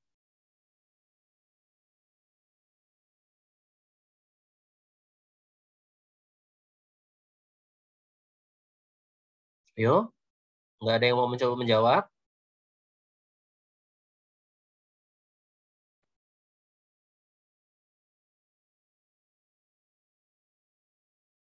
Atau saya kerucutkan lagi deh pertanyaannya. Kalau laporan keuangannya 3 tahun berturut-turut laba ruginya negatif terus, bisa nggak pakai pendekatan tertentu atau tidak bisa nggak pakai pendekatan tertentu? Atau pendekatan mana yang akan kita hilangkan dari 3 pendekatan? Dah.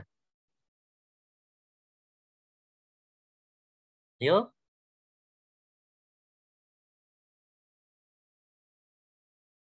Nggak bisa menggunakan pendapatan, Pak. Kenapa, Mas Fikri?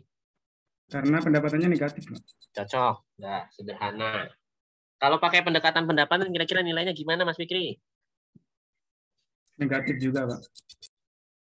Under value atau over value? Under value. Ya, paling gampangnya seperti itu. Ketika analisis laporan keuangan perusahaan ternyata negatif terus 3 tahun berturut-turut, ya jangan pakai pendekatan pendapatan. Pakai 2 pendekatan lainnya.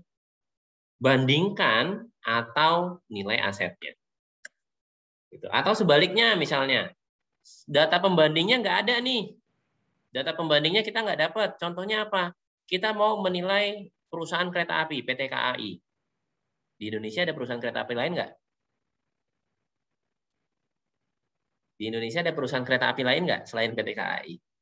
Nggak ada, Pak. Bisa nggak kita menilai dengan pendekatan pasar? Tidak bisa. Tidak, Pak. Apa nggak bisa, Mbak Delila Aulia? Karena nggak ada pembandingnya, Pak. Cocok. Itu ya teman-teman ya. Jadi data dan analisis akan menentukan pendekatan, jangan dibalik. Oke, jadi semua data-data yang teman-teman peroleh, analisis yang sudah teman-teman buat, itu akan menentukan pendekatan yang akan digunakan. Jangan dibalik. Karena kebiasaan teman-teman dibalik nih. Pendekatannya dulu, saya mau nilai dengan pendekatan pendapatan, maka saya harus dapat data A, data B, data C, data B, dan seterusnya. Oke, jangan dibalik ya. Oke, saya lanjut. Dari 3 pendekatan ini, terakhir adalah rekonsiliasi. Ini pun sering disalahartikan oleh teman-teman. Rekonsiliasi sama dengan pembobotan. Fatal. Memang benar tujuan akhir rekonsiliasi adalah pembobotan, tapi tujuan utamanya dulu tunaikan. Apa tujuan utamanya? Saya sering menganalogikan ketika saya mengajar teori dasar penilaian dulu ya. Kalau teman-teman melakukan penilaian dengan 3 pendekatan yang berbeda, tapi kaidah penilaian semua sudah terpenuhi, maka saya bisa yakinkan nilainya tidak akan jauh berbeda. Contoh yang saya sering contohkan adalah Aqua. Teman-teman silakan cari data pembanding Aqua di pasar manapun, mau di retail, mau di distributor, feed. Aqua dibandingkan dengan feed harganya mirip atau sama? 2 tang, apalah mereknya, yang sama-sama 600 ml. Harganya pasti nggak jauh berbeda, betul nggak? Oke. Aqua ya. Terus gimana kalau pakai pendekatan biaya misalnya? Biaya pembuatan Aqua itu hanya berkisar maksimal 1.500 belum termasuk distribusi. Belum termasuk distribusi. Dari pembuatan plastiknya, kemasannya, masukin airnya. Nah, itu total 1.500 belum termasuk distribusi. Artinya kalau harga Aqua di eceran atau toko sebelah rumah adalah 2.500, maka biaya distribusinya kurang lebih hanya 500 per botol. Makanya dia dapat keuntungan Rp500. Gitu ya. Nah, dari sisi pendapatan berapa? 500 tadi. Dikapitalisasi. Dengan tingkat kapitalisasi tertentu, dengan tingkat diskon rate tertentu, itu nilainya nggak akan jauh berbeda dengan yang 2.000, 2.500, dan 3.000. Nah, itu sering saya contohkan Aqua seperti itu. Gitu ya. Jadi, apapun pendekatan yang teman-teman lakukan, ketika kaidahnya sudah tepat, sudah benar, maka nilai yang dihasilkan antara satu pendekatan dengan pendekatan lain tidak akan jauh berbeda. Itulah tujuan rekonsiliasi. Ketika ada pendekatan yang satu dengan yang lain jauh beda, misal pendekatan pasar menghasilkan nilai 1M. Pendekatan pendapatan menghasilkan nilai misalnya sampai 10M. Atas properti yang sama. Ya artinya ada yang salah dengan pendekatan yang teman-teman lakukan. Masih ingat ya, di pertemuan sebelumnya, pendekatan pasar dalam penilaian bisnis digunakan untuk cross-check pendekatan pendapatan. Masih ingat? Masih ingat nggak? Itulah alasannya. Itulah alasannya kenapa pendekatan pasar digunakan untuk cross-check pendekatan pendapatan. Bahkan kemarin kalau nggak salah ada yang nanya juga di WA ya. Udah saya balas walaupun agak lama. Gitu. Nah, ini tujuannya untuk tadi itu, rekonsiliasi tadi. Oh, ini kelemahalan, ini under value, ini over value, dan seterusnya. Oke, itu prosedur penilaian. Sampai sini ada yang mau ditanyakan sebelum saya lanjut? Nggak ada, saya lanjut. Yang prosedur pertama tadi sudah saya jelaskan, identifikasi masalah, tujuan, jenis nilai, objek penilaian, tanggal penilaian, termasuk premis nilai ya di sini ya. Ini sudah saya jelaskan, jadi saya skip aja. Pengumpulan data terdiri dari makroekonomi, mikroekonomi, industri, nanti detailnya ada di slide setelah ini. Analisis data tadi sudah saya jelaskan, data makroekonomi, mikro, dan industri ini jadi satu. Analisisnya disebut analisis Porter 5 Force. Analisis Porter 5 Force ini akan dijelaskan di pertemuan selanjutnya. Termasuk analisis laporan keuangan, SWOT, dan LCC ini akan dijelaskan di pertemuan selanjutnya. Oke, nah ketiga analisis ini akan menentukan arah nilainya mau kemana. Gitu ya. 3 analisis tadi akan menentukan nilainya mau dibawa kemana. Sebagai gambaran, di sini saya share contoh hasil 3 analisis tadi. Bentar ya. Oke, udah kelihatan teman-teman? Sudah kelihatan? Oke, Mas Bimo. Ini saya contohkan adalah 3 analisis yang tadi kita gunakan. Analisis Porter 5 Force analisis bisnis life cycle, dan analisis SWOT. Coba teman-teman perhatikan, 3 analisis ini salah satunya dapat mempengaruhi proyeksi. Perhatiin ya teman-teman ya. Apabila analisis Porter 5 Force menyebutkan di sini, kemampuan perusahaan berkembang moderat. Ingat ya, kemampuan perusahaan berkembang moderat. Bisnis life cycle perusahaan menyatakan bahwa perusahaan masih dalam fase growth. Ini growth ya. Perusahaan pada fase rapid growth. Tapi analisis SWOT menyatakan bahwa perusahaan pada posisi strong, di sini strong, di sini weakness, atau mungkin saya tulis di sini ya. Di sini strong, di sini weakness, di sini opportunity, di sini threat. Oke. Nah, pada saat tanggal penilaian dibuat, perusahaan kondisinya pada strong ketemu dengan threat.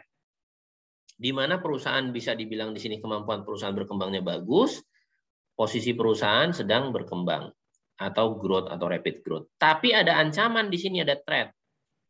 Ancamannya apa? Ancamannya adalah COVID-19. Oke ya, ancamannya adalah COVID-19. Nah, pertanyaan saya ke teman-teman. Ada 2 jenis alternatif proyeksi dalam kertas kerja yang saya buat. Optimis dan pesimis.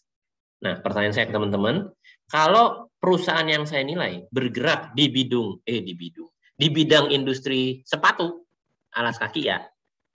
Nah, kira-kira teman-teman akan ngambil proyeksi optimis atau pesimis? Silakan. Yuk. Pesimis, Pak. Kenapa Mbak Fani pesimis? Pertimbangannya karena COVID-19 dan orang di rumah aja, sementara orang pakai sepatu buat keluar rumah. Oke, ini ya. Sekarang perusahaannya saya ganti nih, teman-teman. Perusahaannya saya ganti. Tadi sepatu ya. Perusahaannya adalah perusahaan yang saya nilai ya, rumah sakit kecil. Ayo. Optimis, Pak. Gimana Mas Vincent? Kenapa optimis rumah sakit kecil? Kalau rumah sakit kecil itu kan biasanya untuk penyediaan tes swab dan PCR dan segala macamnya, Pak. Jadi bakalan dibutuhkan masyarakat, terutama untuk masyarakat yang harus banget ke bepergian karena urgensi tertentu. Oke, siap. Jadi teman-teman bisa lihat ya, analisisnya sama. Tapi atas perusahaan yang dinilai berbeda. Maka akan menghasilkan proyeksi yang berbeda. Bisa optimis, bisa pesimis. Tergantung perusahaan yang kita nilai apa. Itu. Jadi teman-teman bisa lihat ya. Nah, ini gambarannya. Sama seperti penilaian properti. Kalau saya mengajarkan teman-teman penilaian properti residensial atau komersial, pasti akan saya ajarkan hal-hal yang sama seperti ini. Analisis pasar propertinya seperti ini, analisis highest and best-nya seperti ini. Kira-kira penyesuaiannya berapa persen? Gitu. Jadi tingkat penyesuaian dalam penilaian properti itu dilihat dari analisis pasar properti dan analisis highest and best use. Nah, dalam penilaian bisnis, tingkat proyeksi dalam penilaian bisnis itu ditentukan dari analisis Porter 5 Force, analisis business life cycle, dan analisis SWOT. Oke, teman-teman bisa lihat ya, kapan ngambil optimis, kapan ngambil pesimis dari case ini. Sekarang saya coba ubah case-nya. Saya coba ubah case-nya. Oke. Kalau analisis Porter 5 Force-nya, saya ganti di sini jadi low. Low ya. Kemampuan perusahaan untuk berkembang rendah. Perusahaan pada fase tetap di growth. Oke. Nah, di SWOT-nya strength ketemu threat, tapi analisis Porter 5 Force-nya low. Nah, pertanyaan saya, ketika industrinya masih yang sama nih, kayak tadi, perusahaan rumah sakit kecil, apakah masih akan optimis?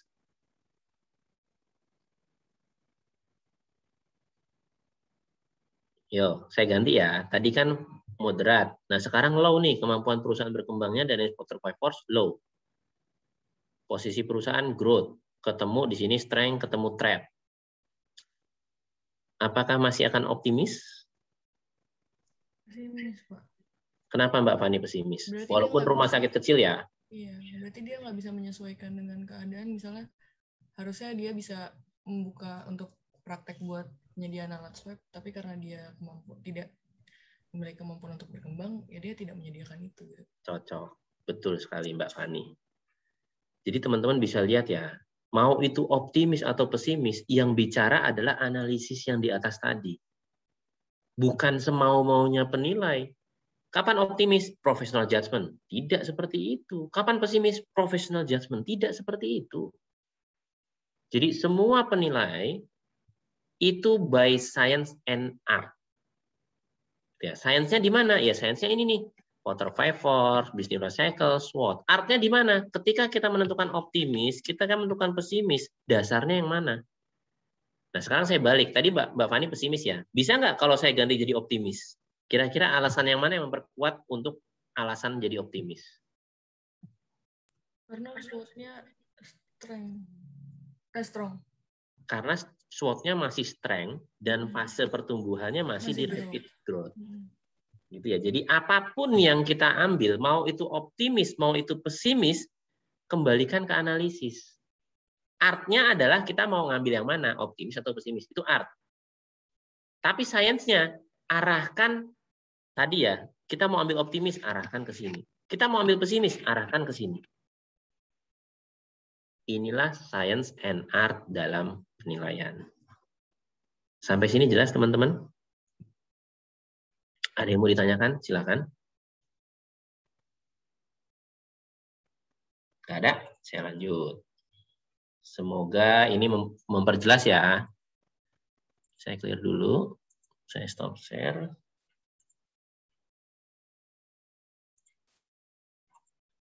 Kembali ke sini.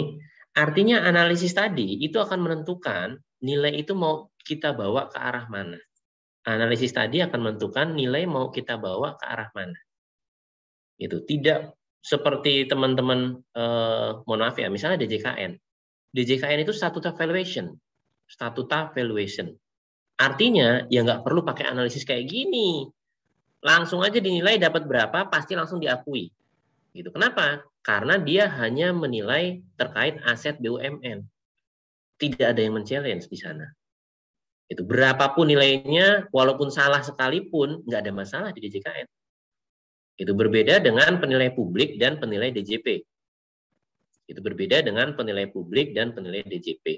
Ketika bicara penilai publik, dia salah melakukan analisis akan di-challenge oleh penilai DJP.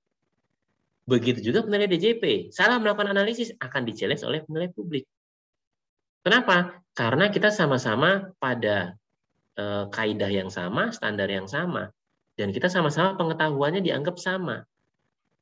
Kalau saya salah ya mereka pasti tahu kesalahan saya. DJKN, penilai publik salah, penilai KJPP salah ya saya pasti tahu kesalahannya mereka. Gitu. Nah tinggal siapa yang menang ya tergantung nanti siapa yang bisa meyakinkan hakim di pengadilan. Gitu ya teman-teman ya. Nah ini kaitannya analisis tadi. Nah, yang terakhir di sini analisis keserbandingan data pembanding. Nah, kalau nilai properti, teman-teman tinggal comot-comot aja tuh. Pokoknya properti A, B, C, D, E, F, G, dan seterusnya. Langsung dibuat penyesuaiannya berapa ke properti objek penilaian. Nah, dalam penilaian bisnis nggak bisa kayak gitu. Ketika yang kita nilai misalnya Bank BCA. Bisa nggak kita menggunakan data pembanding Bank BTN? Kira-kira bisa nggak? Yo, kemarin udah ada contohnya tuh, yang dinilai sepatu Nike. Ada sebanding, sejenis, dan resiko usaha serupa. Sekarang saya tanyain lagi ke teman-teman nih. Saya mau nilai Bank BCA. Kira-kira bisa nggak saya saya gunakan pembandingnya Bank BTN? Yuk, bisa nggak? Kemarin udah saya jelasin ya, terkait sepatu Nike, seingat saya tuh. Udah saya jelasin belum ya Mas Yuda ya? Sudah Pak, mungkin lupa. Oh, sudah mungkin lupa. Nggak apa-apa, namanya lupa biasa. Tapi kalau keseringan lupa ya keterlaluan Mas. Oke, kemarin udah saya jelasin sepatu Nike. Sekarang saya contohin tadi BCA. Bisa nggak saya menilai Bank BCA dengan pembanding yang saya gunakan Bank BTN? Nggak bisa, Pak.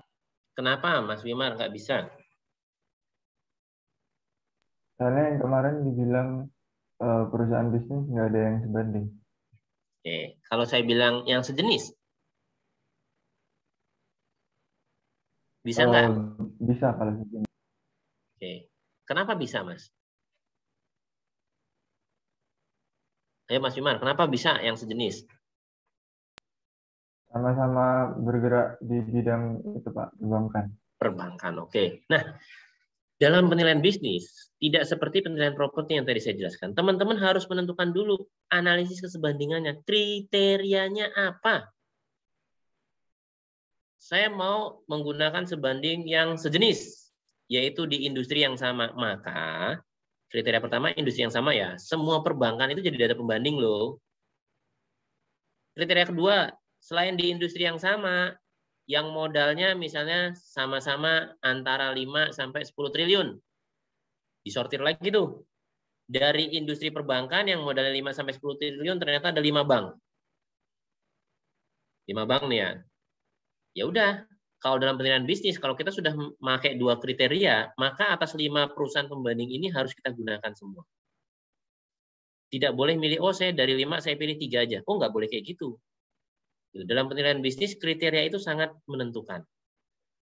Kalau misalnya hasil disortir kriteria tadi dapatnya 5, maka 5 data pembanding tersebut harus tetap digunakan. Tidak boleh ada satupun yang dibuang.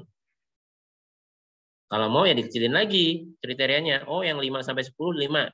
Ya udah saya naikin. Misalnya jadi 7 sampai 10, dapat 2.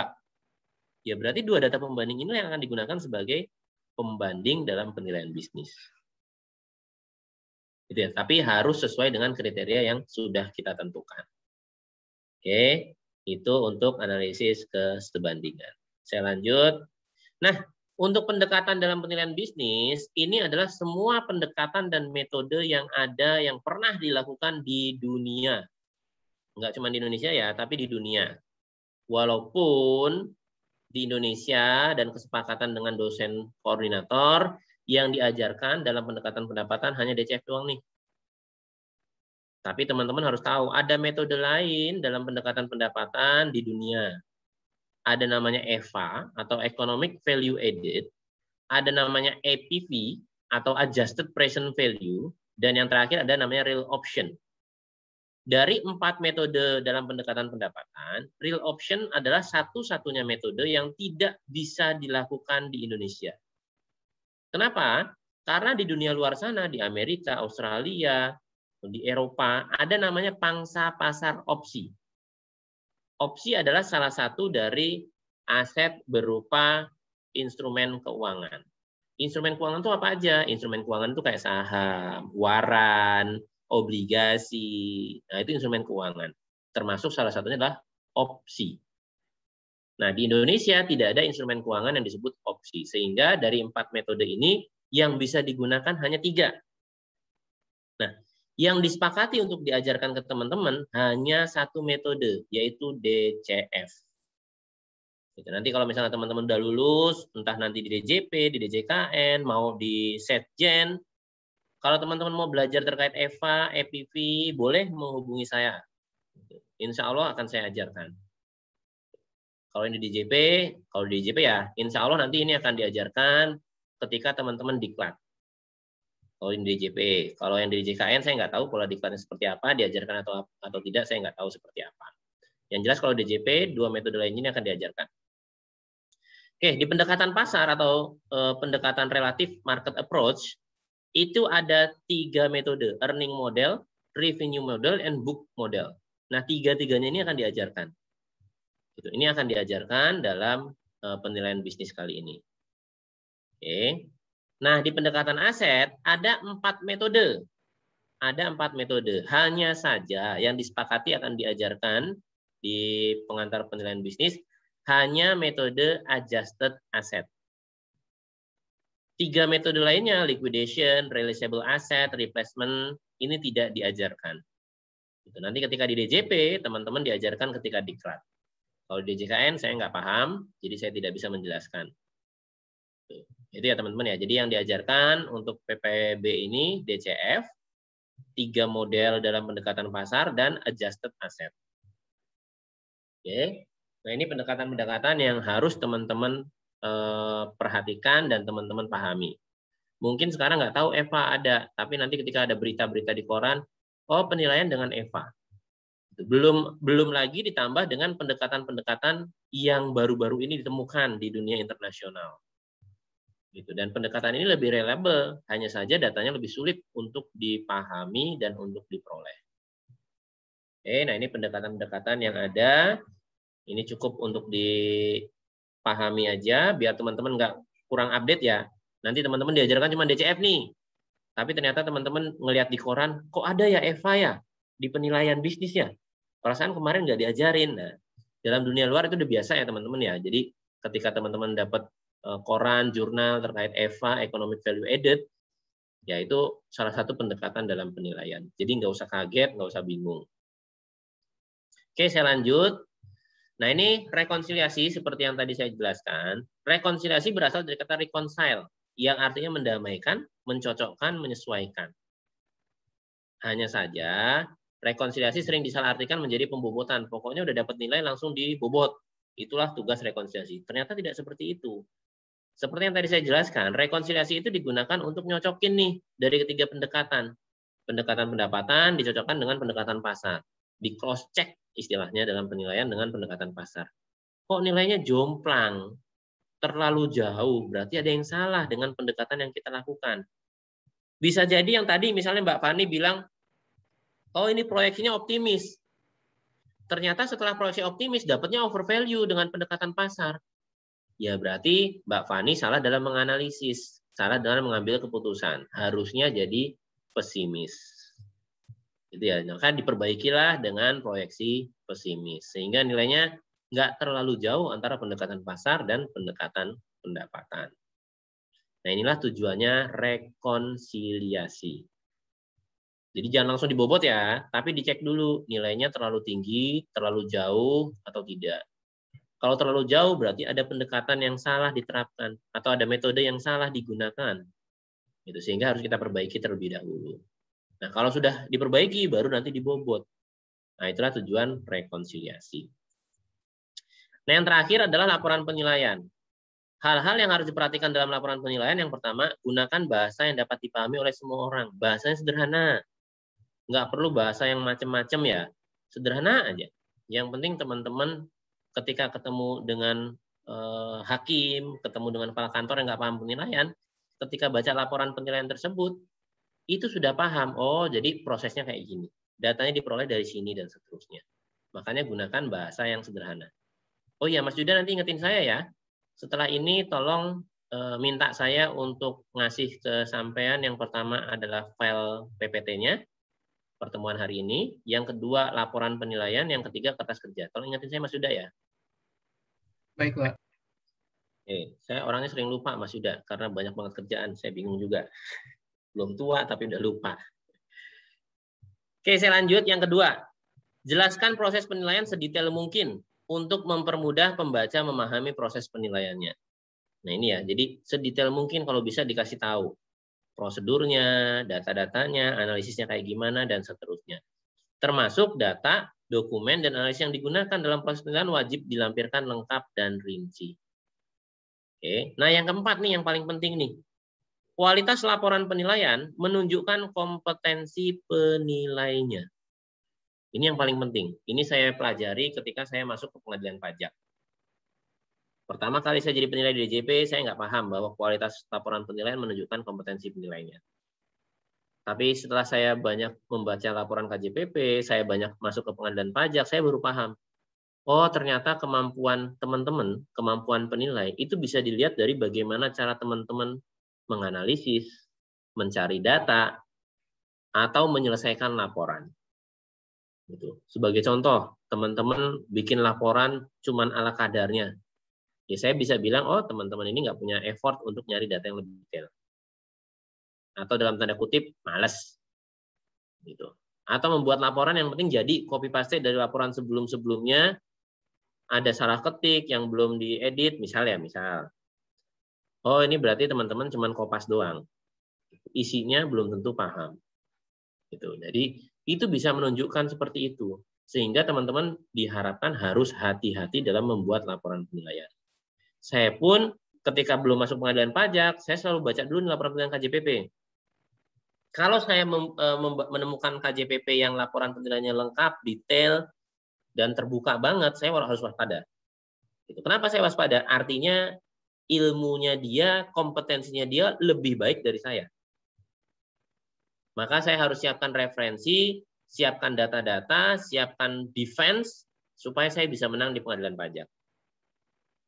Tapi ketika saya baca laporan KJPP yang ala kadarnya, biasa-biasa aja, ya walaupun saya ibaratnya pasti menang gitu ya, tapi saya juga tidak boleh meremehkan dia. Gitu. Tapi paling tidak saya sudah persiapan, oh kemampuannya dia di bawah saya. Berarti saya nggak perlu sampai hektik seheboh itu untuk menyiapkan defense saya di pengadilan pajak. Dan itu sudah terbukti ya teman-teman ya. Saya 5 kali ikut kasus saya 5 kali di pengadilan pajak. Pertama kali saya kalah, akhirnya saya perbaiki cara saya belajar, cara saya analisis dan seterusnya. 3 kali saya menang dan terakhir kemarin saya kalah lagi. Nah, kekalahan saya pertama adalah formal. Karena ya tadi analisisnya nggak saya gunakan, akhirnya saya perbaiki datanya, saya pakai analisisnya dalam penilaian properti. Nah, kekalahan saya kemarin adalah analisisnya tidak nyambung. Menurut hakim, analisisnya tidak nyambung. Padahal saya tahu betul kesalahan saya adalah detail di step by step-nya. Kenapa hakim menyatakan analisisnya tidak nyambung? Kayak tadi ya, kembali ke proyeksi tadi. Saya menyatakan bahwa oh proyeksinya optimis, dasarnya A, B, C, D, F, G, itu sudah saya kasih semua. Hanya saja step by step-nya, kenapa saya menentukan optimis, kenapa saya menentukan pesimis, itu tidak saya cantumkan di laporan penilaian. Sehingga hakim menganggap bahwa itu professional judgment. Nah, kenapa kok hakim seperti itu? Karena dia orang awam yang tidak tahu penilaian. Jadi wajar aja hakim memutuskan seperti itu. Nah, makanya saya belajar dari kesalahan saya harap juga teman-teman tidak melakukan kesalahan yang sama. Nah, itu gambarannya, ya lumayan lah 60% tingkat kemenangan saya di pengadilan pajak. Nah, ini kembali ke sini.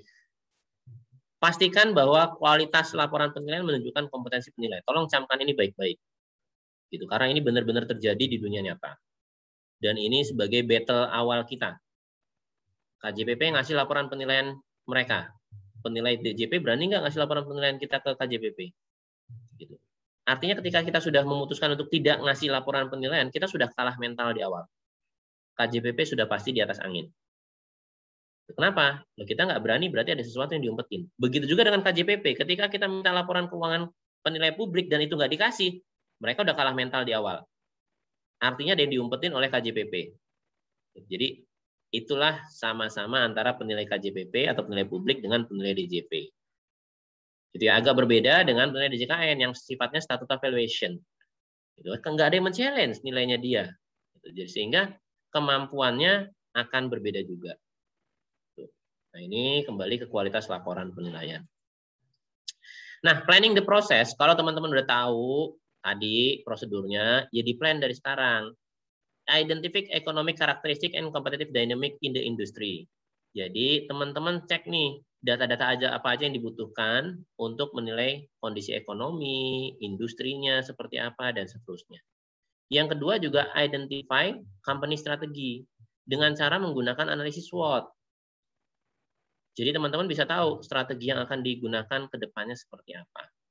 Yang ketiga, assess the quality of financial statement. Lihat laporan keuangan perusahaan, laba, rugi, neraca, arus kasnya seperti apa, itu dilihat, masuk akal atau tidak. Baru nanti cek profitable analisisnya. Gitu. Apakah perusahaan ini ruginya benar-benar karena bisnisnya, atau ruginya dia karena utang terus, atau ruginya karena selisih kurs, cek masing-masing. Jangan-jangan ruginya karena selisih kurs, yang case yang tadi kita jelaskan di awal ya. Harusnya transaksinya di bulan Juni dicatat sama dia mulai dari Januari. Sehingga banyak sekali selisih kurs yang akan ditanggung sebagai kerugian. Nah, terus kalau kayak gitu gimana? Ya dinormalisasi, disesuaikan. Kita tarik kembali transaksinya di bulan Juni. Sehingga selisih kurs kita hapuskan. Nah, baru yang kelima, kita bisa ngecek future financial statement atau yang kita sebut proyeksi tadi. Dari analisis-analisis yang kita lakukan, kita bisa ngecek apakah tuh analisisnya akan menghasilkan proyeksi yang optimis, proyeksi pesimis, itu akan dapat di sana. Yang terakhir, proyeksi tadi yang optimis maupun pesimis itu akan menentukan value the firm. Akan menentukan nilai dari perusahaan yang kita nilai. Ya, ini planning the prosesnya seperti ini, 6 step. Silahkan nanti dicek masing-masing. Nah, berikutnya terkait data, ini sudah saya siapkan data-data yang dibutuhkan teman-teman dalam melakukan penilaian bisnis. Yang pertama GDP, ada di BPS, Global Economic Condition ada di BI, Politik Social Economic Policy ini ada di aturan-aturan perundang-undangan. Ini tersebar di hampir banyak media ya, tinggal teman-teman search aja. Risk free, risk premium, risk specific, and risk market ini ada di investing.com. Country growth, federal tax rate, and inflation ada di BPS dan BI. Capital structure loan rate ada di BI. Oke, jadi ini data-datanya sudah tersebar, sudah saya siapkan semua. Linknya juga saya sudah punya semua, baik penilaian properti maupun penilaian bisnis.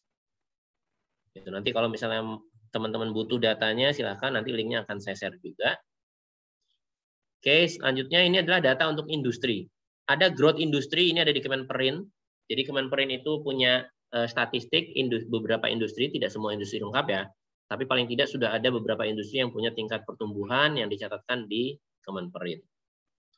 Common size industry itu ada di Bloomberg. Bloomberg ini berbayar dan di DJP itu ada di 2 tempat. Saya lupa di Kanwil khusus kalau nggak salah yang satu lagi di Direktorat Extend. Gitu. Jadi kalau teman-teman data Bloomberg ini sangat susah banget karena ini berbayar dan bayarnya lumayan, kurang lebih 400 juta selama setahun. Systematic risk industry ini dari Damodaran. Damodaran ini adalah source yang free source Damodaran ya, sehingga teman-teman bisa buka aja di Google Damodaran. Itu data-data terkait penilaian bisnis lengkap ada di situ. Tax rate industry, debt to equity ratio industri ini juga ada di Damodaran. Multiple by industry yang akan digunakan di pendekatan pasar ini juga ada di Damodaran. Termasuk equity risk premium dan market risk industry yang ada di Damodaran. Hanya saja kelemahan data Damodaran adalah walaupun dia sifatnya free ya, dia bisa diambil oleh siapapun. Kelemahannya adalah data-data industri di sini adalah industri dunia. Industri dunia. Sehingga ketika kita mau menilai perusahaan yang ada di Indonesia, industri tersebut harus di-adjust. Harus di-adjust ke kondisi Indonesia. Ini kelemahannya data Damodaran. Dan seringkali teman-teman penilai lupa melakukan adjust, langsung copy paste. Itu yang jadi masalah. Oke, ini data-data industri. Ini data-data perusahaan. Didapat dari laporan keuangan perusahaan. Karakteristik company ini adanya di laporan keuangan audit. Financial statement ini juga laporan keuangan audit. Kalau mau pakai pendekatan pendapatan dengan DCF butuh data 3 tahun terakhir. Selain itu, 1 tahun terakhir cukup. Production factor 5M. Ini juga tadi sudah saya sebutkan di pengantar manajemen ada itu production factor 5M. Ini juga ada di laporan keuangan audit biasanya. List of asset juga ada di keuangan audit. Intangible asset inilah yang tidak ada di laporan keuangan audit. Oke, jadi kita harus identifikasi intangible yang dimiliki perusahaan. Baik yang tercatat maupun yang tidak tercatat. Nah, yang keenam, business cycle, production, sales to profit, dari sales, dari penjualan sampai dapat menghasilkan duit. Itu kita harus tahu proses bisnisnya seperti apa. Karena nanti ada tuh di business life cycle analysis. Oke. Nah, inilah data-data dari objek penilaian. Nah, untuk comparable atau data objek pembanding, ini seperti yang kemarin ya. Company with same marketing size atau yang kita kategorikan sebanding. Ada atau enggak? Ada dipakai, enggak ada ya udah. Kalau enggak ada nomor 1, pakai nomor 2. Company with same industry, company with same risk. Ini yang kemarin udah saya jelasin ya. Termasuk systematic risk of company, comparable company. Jadi di sini ada resiko sistematis atau yang kita sebut sebagai beta untuk perusahaan pembandingnya. Sama enggak nih sistematis risknya antara perusahaan yang satu dengan perusahaan yang lain? Sama, ya bisa kita gunakan sebagai data pembanding. Beda, ya jangan digunakan juga. Termasuk financial statement of comparable company, laporan keuangan dari perusahaan pembanding. Karena kita mau membandingkan antara laporan keuangan perusahaan yang kita nilai dengan laporan keuangan perusahaan pembandingnya. Nah, untuk caranya nanti ketika pendekatan pasar. Yang keenam, karakteristik of comparable company. Ini yang tadi saya sebutkan, sama atau enggak karakteristiknya. Bikin klasifikasinya supaya hasilnya sama. Oke. Nah, ini comparable data. Selesai. Sampai sini dia mau tanyain. Ada yang mau tanyakan sampai sini, silakan. Jelas semua? Masa jelas semua? Atau pusing malah? Silakan yang mau ditanyakan. Bertanya, Pak. Monggo, Mbak Alvira. Gimana kita nentuinnya kapan kita mau nilai perusahaan, kapan harus menilai ekuitasnya gitu, Pak? Ya, kalau itu tergantung dari identifikasi ya, Mbak ya. Kalau case-nya yang tadi, kapan kita menilai sahamnya, kapan kita menilai entitas bisnisnya. Kalau yang disuruh nilai tadi, case-nya merger A, B ke C. Yang dinilai mana? C. Ya berarti nilai entitas bisnis. Tapi kalau misalnya teman-teman pemeriksa kepala kantor minta, saya pengen tahu berapa sih nilai sahamnya Mbak Fani setelah merger. Nah, berarti nilai sahamnya Mbak. Jadi itu harus dipastikan ke pemberi tugasnya Mbak Alvira ya. Oke, baik Pak. Yo, yang lain. Boleh izin bertanya, Pak? Monggo, Mbak. Mas Frendi. Pak, kira-kira untuk perseroan swasta dan negeri itu bisa nggak kira-kira merger, Pak? Bisa, kenapa enggak? Lah Mandiri itu? Terus yang nilai entitasnya atau sahamnya, Pak, kira-kira, Pak? Ya tergantung tujuan penilaiannya mau buat apa, kayak tadi. Kalau untuk nilai total bisnisnya secara keseluruhan ya entitasnya. Tapi kalau mau dinilai untuk tujuan, saya pengen tahu berapa milik pemerintah, berapa milik swasta, ya berarti sahamnya. Itu makanya kita harus lebih banyak mendengar dan bertanya ya daripada kita menyimpulkan. Menyimpulkan terakhir aja, kita tanyain dulu. Pemerintah maunya kayak gimana? Pak, ini tujuan penilaiannya apa nih? Kita mau menilai bisnis yang baru, atau kita mau menilai tadi berapa persen penyertaan modal pemerintah, berapa persen penyertaan modal swastanya di bisnis mandiri misalnya. Itu kan dua objek yang berbeda udah. Makanya kita tanyain aja lebih detailnya seperti apa. Gitu Mas Frendi ya. Makasih Pak. Monggo yang lain. Izin bertanya Pak. Yuk Mas Rifki. Tadi kan kualitas penilai dilihat dari laporannya ya Pak. Terus bagaimana bentuk laporan yang memberikan kesan yang baik di awal gitu bagi pembaca Pak? Nah itu makanya tadi saya bilang, saya nanti akan coba kirimkan contoh laporan penilaian saya ya. Paling tidak teman-teman bisa seperti itu aja udah bagus, itu aja. Nanti teman-teman baca, tadi kan saya bilang nih, laporan penilaian menunjukkan kompetensi penilainya. Kalau teman-teman baca laporan penilaian saya, terus teman-teman menganggap, oh Mas PI nggak punya kompeten, atau Pak Sapi nggak punya kompeten misalnya. Ya berarti teman-teman harus lebih baik dari laporan yang saya buat. Sederhananya kayak gitu. Gitu ya Mas ya? Ada lagi?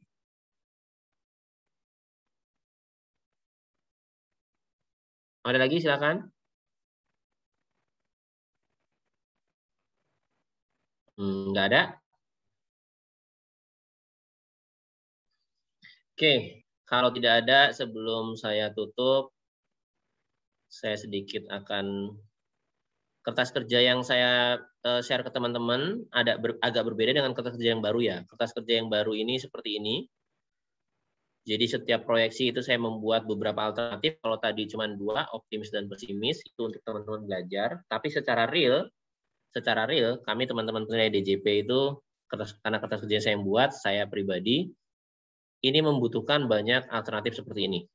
Optimis, moderat, pesimis, average, dan industri.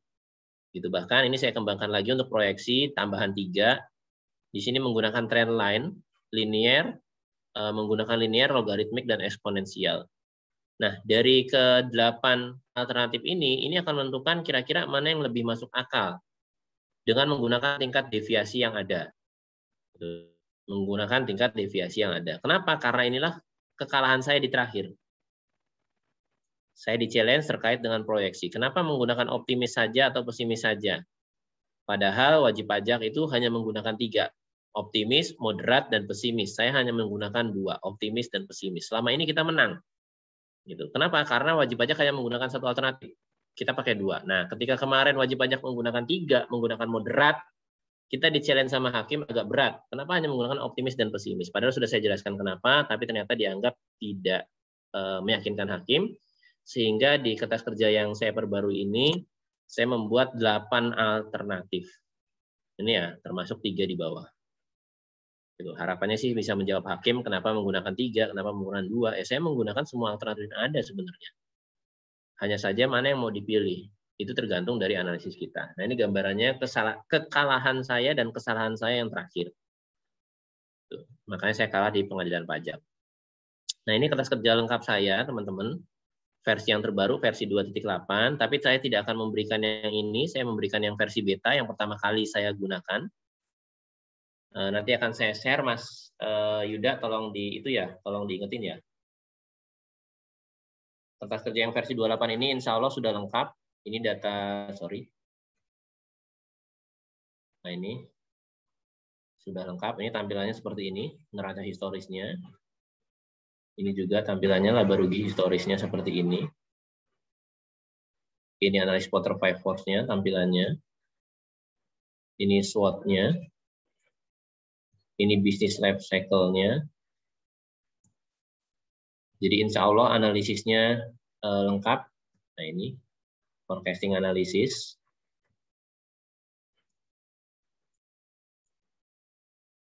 Ini untuk tabel proyeksi. Oke. Ini untuk DCF method analisisnya. DCF-nya seperti ini. Ini AAM-nya. Ini CEM-nya, excess earning-nya. Ini equity comparison atau pendekatan pasar.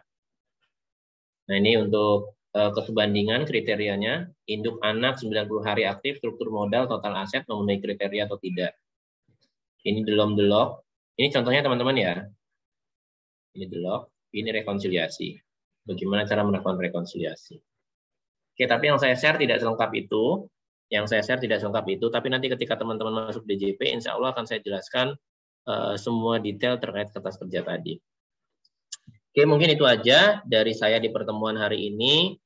Kalaupun nanti ada pertanyaan, silakan menyusul di grup, di WA boleh, nanti akan saya jawab di situ juga. Mungkin untuk pertemuan hari ini bisa saya cukupkan ya teman-teman ya.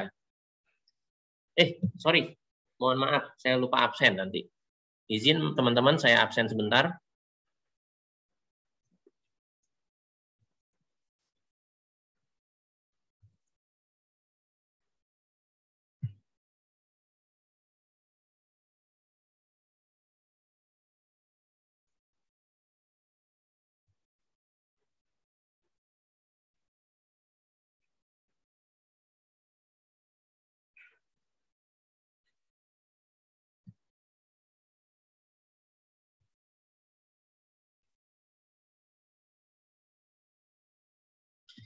Oke, cukup. Mungkin untuk pertemuan hari ini saya cukupkan ya teman-teman ya. Kurang lebihnya saya mohon maaf. Saya akhiri. Kita ketemu lagi besok. Saya tutup. Wabillahi taufik wal hidayah. Assalamualaikum warahmatullahi wabarakatuh. Waalaikumsalam warahmatullahi wabarakatuh. Terima kasih, Pak. Terima kasih teman-teman semua. Izin saya close ya.